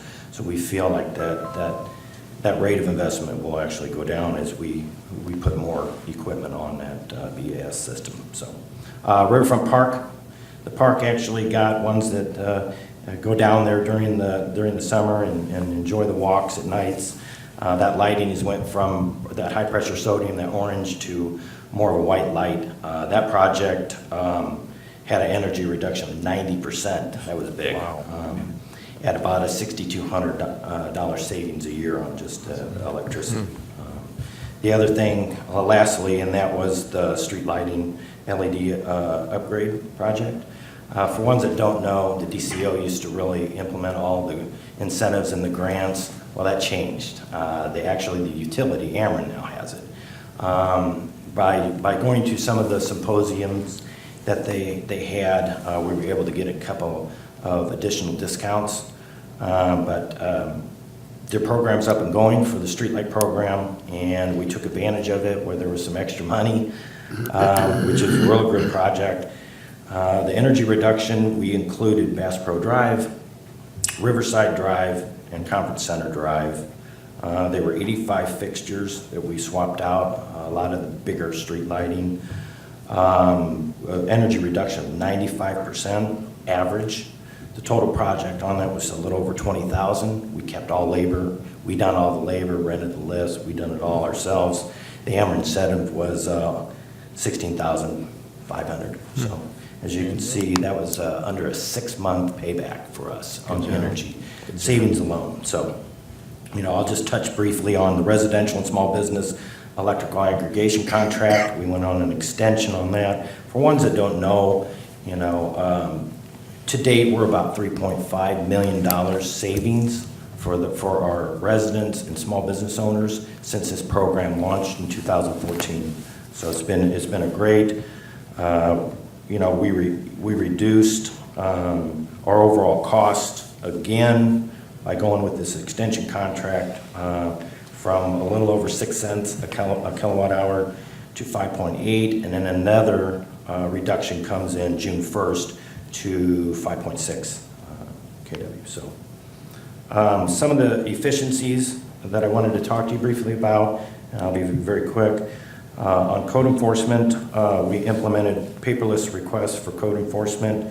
We introduced tablets for staff to use in the field for efficient record keeping. So as we go out, you know, residents can put in a request for a code deficiency. We literally go out on the tablet, take pictures, you know, everything is paperless. We do not use any form of paper. So that's really helped with efficiencies and reducing costs as far as paper and electricity and toner and all that. The other thing is we increased our citations to 45 and levied quite a bit more fines from the courts for non-compliant properties. The other thing is, as far as collections of liens has gone up $3,000 so far this fiscal year, and we still have 3 months to go. We expect the revenue on collections of liens to settle in around $20,000, which is good. We continue to work efficiently with Southside Office of Concern and the Richland Communities Group to address properties. You know, that's went really well. Ones that don't know, we actually use, you know, two efficient brochures. One is for the Southside Office of Concern, if it's anything that has to deal with the exterior of the home. And we use the Richland Community Group if there's anything like NOPS, refuse, and other things. So that's went very well. We actually include them brochures with our 7-day notice, but we're very much in communications with them groups to ensure that, you know, last thing we want to do is, you know, is get them to court or anything like that. We really want to work together and try to get the issues taken care of and not have to go to court or not have to issue citations. So, and we're continuing coordination with other assistant groups like the Fuller Center of Central Illinois, Tazwood, and Tazewell County Health Department. So, as Ty had said, revenue sources that we were kind of looking into, and that is the updating our permit fee schedule. You know, we done some crunching of the numbers, and we figured it would be an additional $7,000 to $8,000 annually. We're not talking a whole lot of money. As you know, residential commercial permitting is kind of leveled off, we'll say. But that is something I think that regionally, I think that's an avenue, it's a no-brainer for us to be able to implement low impact and be even a little closer to our other communities. So, you know, we've talked about rental registration and a couple other things just to look at, and that is contractor registration, expanding that. Right now, we do contractor registration for electricians, plumbers, and demolition contractors. We maintain their certification license. We send out notifications annually that we need all their information, insurance, their certifications at no cost. So what it is it takes a lot to maintain that database, and it takes a lot to get them reminders out to the contractors. And we're talking about probably roughly around 400, something like that. But that's still 400 that we have to process and ensure they're getting the right documentation in so that they can do work in the city. So we would like to expand that, at least talk about that, and maybe a fee associated with it. No different than what we've discussed before with business registration. And you know, the business registration on that end is literally data collection. I think that goes across the board for all departments that need current information for businesses around here. And that's no different than for the fire department, police department, public works, code, for any of us. I mean, we struggle at times trying to go through the county assessors to get who owns this property and how do we contact them. And that's pretty hard. I know the police has expressed quite a few challenges when it comes to trying to get that information, trying to keep it, trying to keep it accurate. Just real quick, the touch point that I know Mr. Eater and Deputy Chief Knapp and myself met with Brycer Compliance Engine here a couple weeks back, and I don't know where it stands. Jeff is going to take it to the other members of council and see if there's an interest. But that segues into a lot of what you're looking at, where that data is actually stored and used across multiple departments, and we all benefit from it. So hopefully that's something we can bring forward in the near future. You think we should be able to know who owns what property and be able to have contact? Unfortunately, I have not talked to everybody on that specific topic with the budget issues. It's kind of. So for businesses that don't, require the certificate of occupancy and they don't fit that, we've been actually having them at least register. Obviously, we don't do anything really with it besides keep it just in case anything would come up under code enforcement, that we at least have that database, share it with the police and fire department. But from there, you just don't have that database built, and it's going to require some resources and time. So. Anything else on your list there, Robert? No, that's it. If you have any other questions for me, I entertain it. Questions for Robert? Thank you. Or Todd? Appreciate it. Good job, gentlemen. Yep. Appreciate the extra effort there. Thanks, guys. That efficiency rate is just unbelievable. Yeah. You proactive on that. Always appreciated that about you. Yeah. It's 7 o'clock. We've got one more scheduled if you would so endeavor. I think we should. He sat through the last 3 hours. I don't think it'd be fair to have him come back a different day. Doug's always pretty quick, too. He talks fast, always, Doug will be chasing us down if we Start with an tell easy him one, what to do. hopefully finish with an easy one.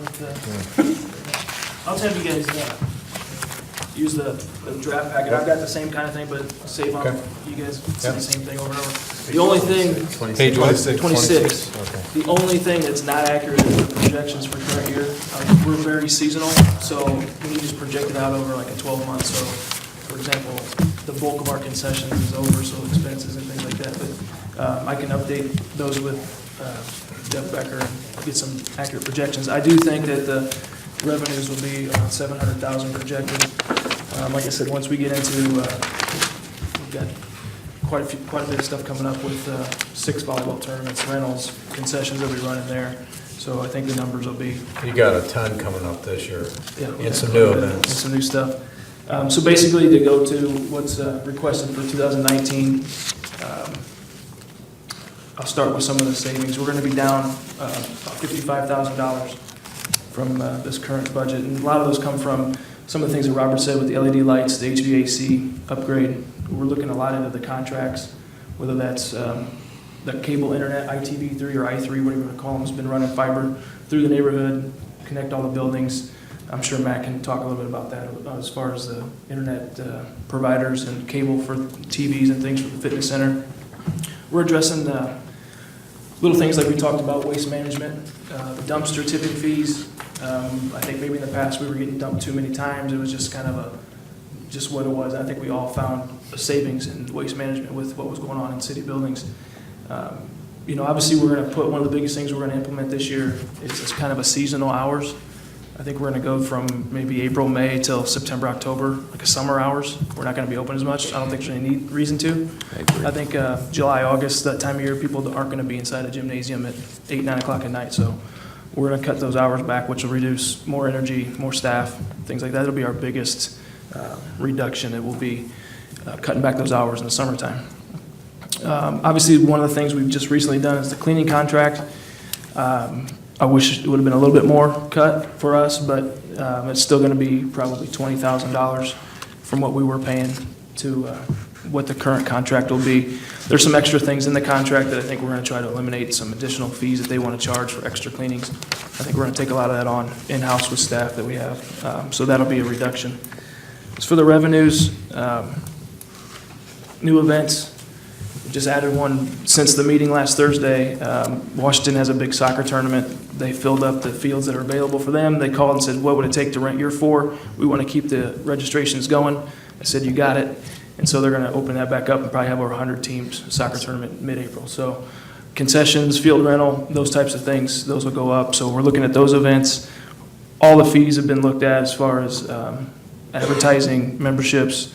The one that I think we need to tweak a little bit more, it's been a few years, is some of the stuff that goes on outside with the field rentals, the tournaments, the fees per team, the things like that, but we're looking at those right now. We got a little bit of time with it being January.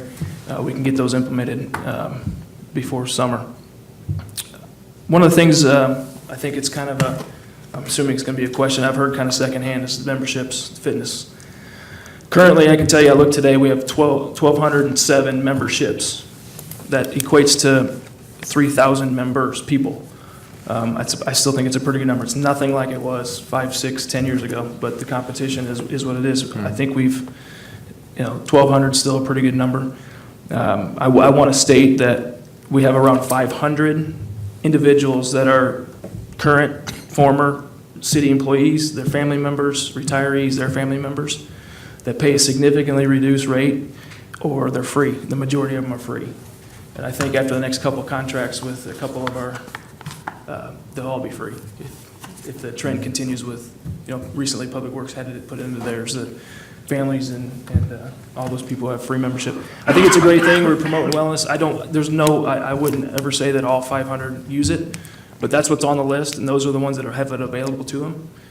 So I just want to make sure you guys understand that. And I think it's important that he notes that, because quite honestly, we had that conversation last year, and in fairness to their budget, I mean, there's real money involved in that, and I think it's important to note that. Yeah, I wouldn't think that it should be. It's not that you had a choice. No, and I think it's a great thing, but as long as everybody understands that there's some of that. But overall, this fall we did a promotion. I'm sure some of you got it in the mail. We tried to do at the end of October through the end of the year. We did a little promotion. We ended up with, in those 3 months, we ended up with 60 new memberships. So it worked out well. And the biggest thing is going to be retention, obviously. We get them in the door. Hopefully, we make the phone calls, send the letters, and get those people to retain and keep those memberships. So that's our goal moving forward, is to keep adding. I mean, people are going to, but families have budgets, and that's one of the first things you would cut if you need to, is a membership to a gym. So we still start to see a little bit more people coming back from these other workout facilities. Those are kind of the fad workouts, I call them. They kind of come and go. They're kind of popular now. Particularly in January. And then they kind of realize they didn't get the results they wanted. It was too expensive, so they kind of come back to their local gym. So we're trying to push a little bit of that, capture some of that this spring. We'll do another spring promotion to kind of get ready for summer type thing. That usually works all right. So we'll push that out. But overall, if you break the numbers down, the fitness center is roughly a break even. It's not losing money, but it's not, right now it's not making money. Where years ago, it was kind of holding up the rest of the facility because we didn't have concessions 5, 10 years ago. So it's kind of, the balance has shifted to where the fitness is kind of holding its own, and now we're kind of making the money on the concession side since we got that back 3 years ago now. So that's kind of the membership side of it. The one thing that we really want to push is the gym area. Obviously, there's the fitness part of it, there's the outside, and then there's a 20,000 square foot gym with the courts and stuff. We've been pushing, luckily we've been approached to have more volleyball tournaments. We added a second gymnastics tumbling event this year. It'll be brand new. Because of the one event we have, they had seen it and thought it would be perfect for their event, so we've added a second one of those. We've been picking up a lot of basketball tournaments, camps. There's a summer girls basketball high school league that runs all June, Monday, Wednesday, Fridays in June. So it's been good. The gym has been picking up schedule-wise. Our calendar right now, we're turning people away, but this is obviously the time of year everybody wants. The demand's high, so that obviously slows down summer months, but then that's when it picks up outside. So right now we're in a pretty good balance. This is kind of just a summary. Concessions, break it down. Inside events with the volleyball tournaments, we'll bring about 25,000. Outside's about 180. Totals 205, somewhere in there. Revenues with staff and supplies is about 130. So we're in a pretty good profit range for that. There's even more room, now that we've done this a few years, we found more bulk pricing, we found better efficiencies, different products that may be a little bit cheaper, things like that. So I think that profit will still continue to be pretty good. Outside in general, we had the meeting last Thursday, Commissioner Call was there. We have 53 events. 41 of them are sporting type tournament events. The other 12 are kind of like levy district events, 4th of July, things like that. That doesn't account for the Festival of Lights and Winter Wonderland. So kind of averaging one a week, but some weeks we have 3 or 4. You know, obviously sometimes of the year we don't have anything, but the average is pretty good. It's busy. There's 7 new events, and that doesn't account for any other camps or leagues or local leagues that the kids are doing. What we're really trying to do is push to where the kids of East Peoria, the local groups, are playing Monday through Thursday. Friday, Saturday, Sunday, we're trying to bring in an event that's bringing people to town, hotel rooms, restaurants, and that's where the extra tax revenue is coming from, is those Friday, Saturday, Sundays. So that's kind of been the model the last couple of years, and it's working right now, so we're going to keep pushing that. Obviously, I appreciate you guys' support of the sign. Packages are available. Had a flyer at the meetings. The Remax ladies are interested. They've called. It's on the actual sign advertised here. We've got packages to go along with the digital, the static billboards on the fields and banners inside. So we've come up with a whole new package to try to push that out this spring.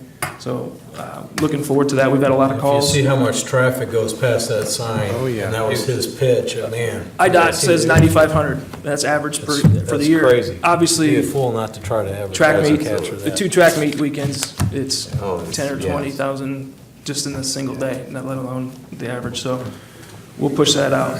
That's really quickly. East side, I can go through the numbers, but I'll jump over to the festival real quick just as a recap. Winter Wonderland, the total admissions for Winter Wonderland was 254,000. That, to me, as far as I see, is the highest ever. I think the highest before that was like 251 or 252 from the records I found. Overall, when you add in sponsorships, the other events we do, the total for the Festival of Lights was about 285,000. We've talked about doing a some working session to recap because not all the expenses are in yet. We're still paying bills from, the last Ameren bill and some of those things, but it's a successful year. The one thing we've always talked about was that the Festival of Lights was not about making money. The one investment that I think we really need to make, and I know Dennis has had to write a couple letters, is the electrical situation up there. We have the breaker boxes, the panels, all that stuff's 30 years old. A lot of them are rusted out. They're very unsafe. It's not up to code. So one of the proposals from the local Overlander and some other local electricians would be to revamp that power. That power was set up for the old incandescent lights. It's kind of overkill. We could eliminate a bunch of the meters, which would save money. We can put them on timers to where the lights are off when the park's not open, which would save 12, 15 hours of energy. So this project would pay itself back over time. Doug, I know that, speaking of electricity, at Eastside, especially, it's a football field, but there are some outside issues with the electrical boxes and the water in those boxes. I don't know if that was never taken care of. In football? Yeah, like on the side of the football field. Yeah, they were, I think they've been taken care of, but when they went from grass to turf, artificial, they put these boxes in and water was getting in them and causing shorts and things like that, but that was, I was wondering if we taken could care of. marry the two together and maybe get a better price if they took care of not only the Festival of Lights stuff, but more electrical work. I mean, long-term, the technology is almost there, Robert. We talked about the LED. All those field lights can be converted to LED. The payback in this type of climate probably isn't as great as it would be in Florida, Texas, Arizona when the lights are on. They play year-round, baseball, softball, soccer. But it is a significant long-term, would be a long-term savings, and especially that would tie into what the high school, if they would convert and make it a bigger project, it would be a bigger savings for all. But there's grants out there. It's still kind of a newer technology with those bigger bulbs, but it's coming quick, and I think there's going to be a lot of. It's probably within 2 years. I think there's going to be a lot of energy grants out there. So we're searching those. There's some of it out there now, but it's still kind of a newer technology. So that'll be down the road. But really, that's kind of the recap, like I said, the biggest thing for us, capital-wise, would just be that upgrade in the park, and the revenues, Long overdue. expenses should kind of balance that out to where we're It's not. long overdue. That letter, thanks Dennis for that letter every year. So that's kind of a summary. I know that's kind of, if you have any questions, we can run through these if you want. Do a great I job. think, I it's pretty appreciate what you do, self-explanatory. and you do a good job, and man, if you saw that schedule for this year, it's promising for East Peoria, because it does generate a ton of revenue. And it's, I mean, to be honest, like the volleyball tournaments, it's at East Side, but they're also using 4 courts at Riverplex. So you put East Side, Riverplex, what's in between it, because they're going back and forth. So obviously, that's they're crossing the bridge and. We're in a niche. That's Seeing a right in good the middle. niche. I have one more question, and I don't know if it's something that is discussed openly or talked about, but with the closing of Splashdown, obviously that's the park district, that's not the city of East Peoria, it wasn't our doing, and it's not our decision. There's always the thought of, now what to do with that property. I know the school would love to have an indoor pool of some kind, so they could have have their swim team. I don't know if an indoor pool potentially could be profitable for a fitness center. I know it's something that a lot of people ask about, and they'd like to see it as, or at least losing the pool of the community, something that a lot of people are concerned about. So I didn't know if there's any plan with the property that's there now, Splashdown. I mean, any plan with that? Is that now city property, or is that still park property? It's always been city property. They had an agreement, I believe, Dennis, if I'm wrong. Grass that returns The to city owns the property. I don't want to speak for them on what their plans are. I think there's still hope that some private company entity would come around and try to save it. I think if that doesn't happen, they're going to start the demolition process. I know he's met with Mike and talked about it a little bit more in depth. They do have a plan to start the demolition process here rather soon. They've got some safety concerns over there. The towers and stuff will come down early spring if something doesn't materialize real quickly. He's talking to contractors now about doing that. The big work is when you go pull all the concrete out. That's going to take a little bit longer for him to plan that, but he's trying to get it. Will that demolition affect East Side? No. And we should probably let them make those announcements in due time. And the one negative you brought up, Splash, and I didn't bring up, was that we will lose about $20,000 in revenue from they rent our space. Yeah. So we do lose that, but with the events and everything, we'll try to make that up. But that is one thing, that is one negative for us, is that we do lose a little bit of revenue. And, not to speak for the park district, but some very casual conversations with the former park director. I think their long-term plan was when Splashdown closed to then look at building a, quote, community pool somewhere. What their plan is, how soon that happens, who knows? But, I've thought about the pool up there too. Perhaps it could be enclosed, but I have a feeling that the infrastructure supporting that pool is in pretty poor shape, because I know there are some issues that. Their stated goals for this is to take this next year and figure out their plan going forward. Okay. So that's what they told the public when they closed Splashdown, was they're going to take this next year to figure out what their path forward is going to be. So I look forward It's a lot to of it property, coming out. a lot of possibilities.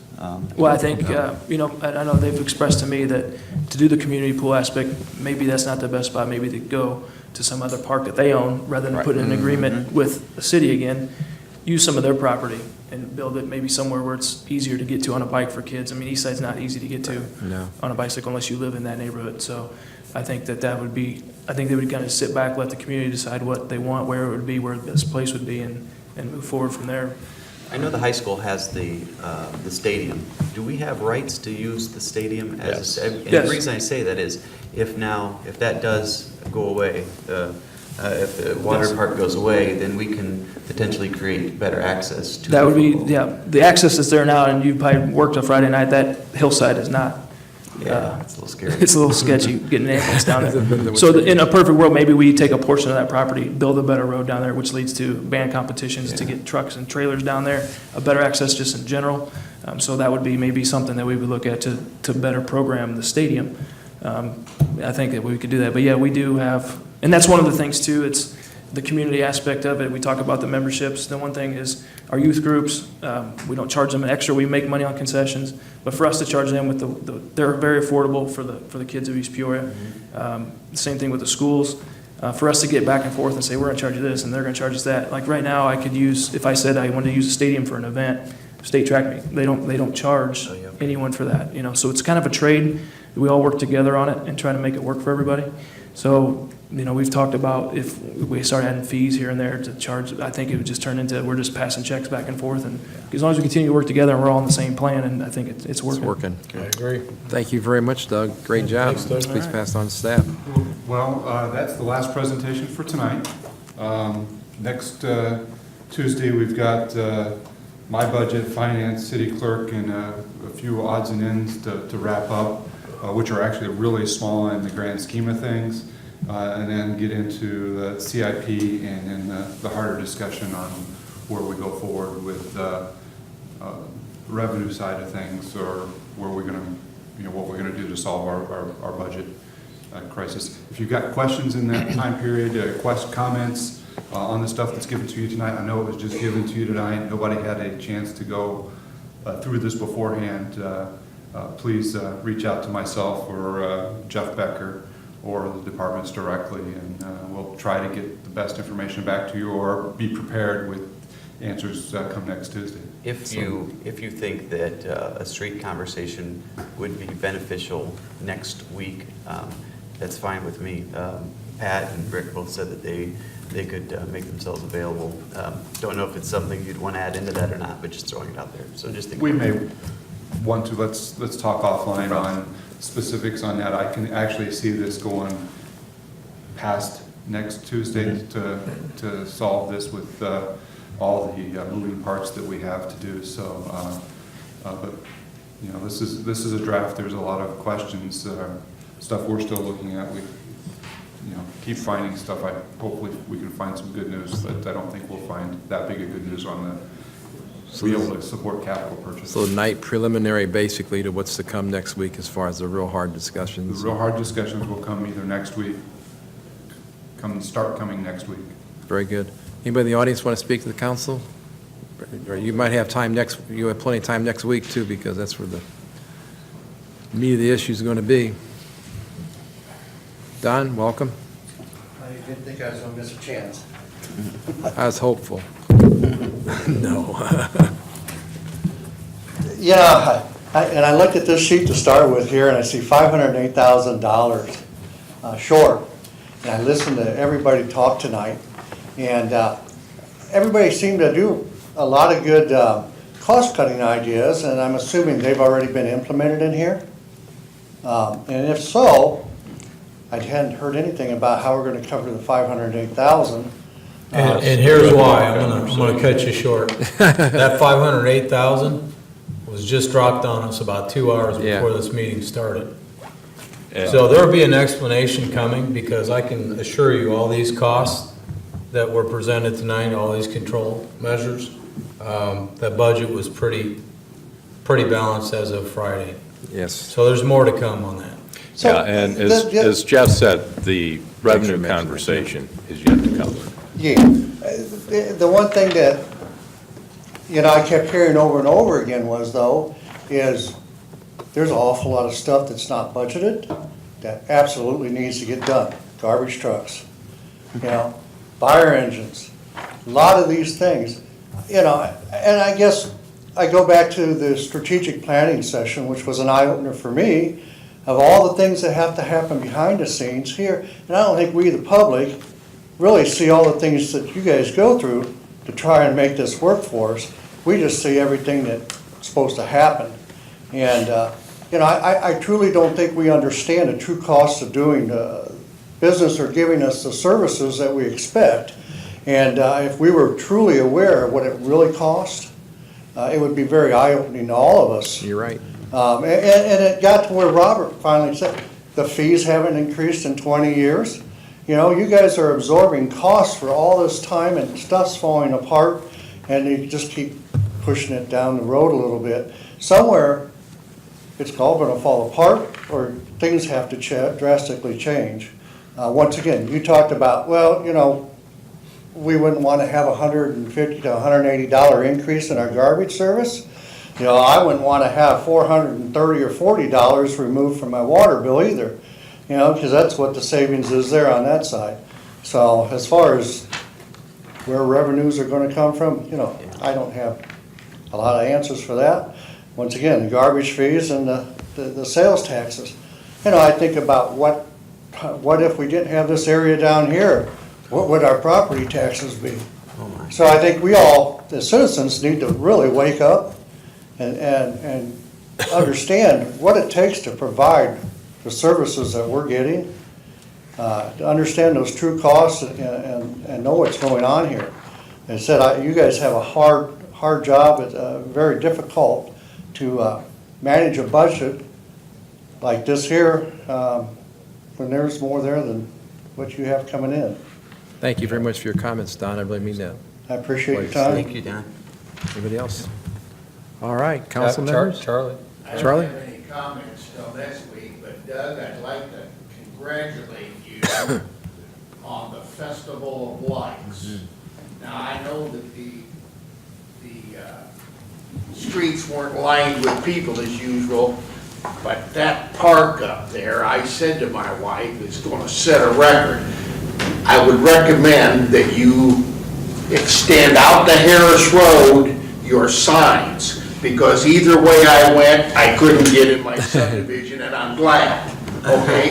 You have done one hell of a job, young man, and I think that I was wanting to do away with the parade of lights, and it's not making money there, but it's certainly making it in the city.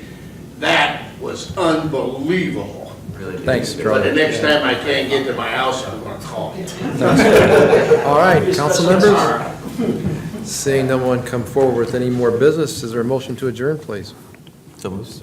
Commissioner Decker, second. Commissioner Call. Roll call, please. Commissioner Decker? Aye. Vice Aye. President? Jeffers? Aye. Call? Aye. Aye. Thank you. Good job, staff. Council, good job.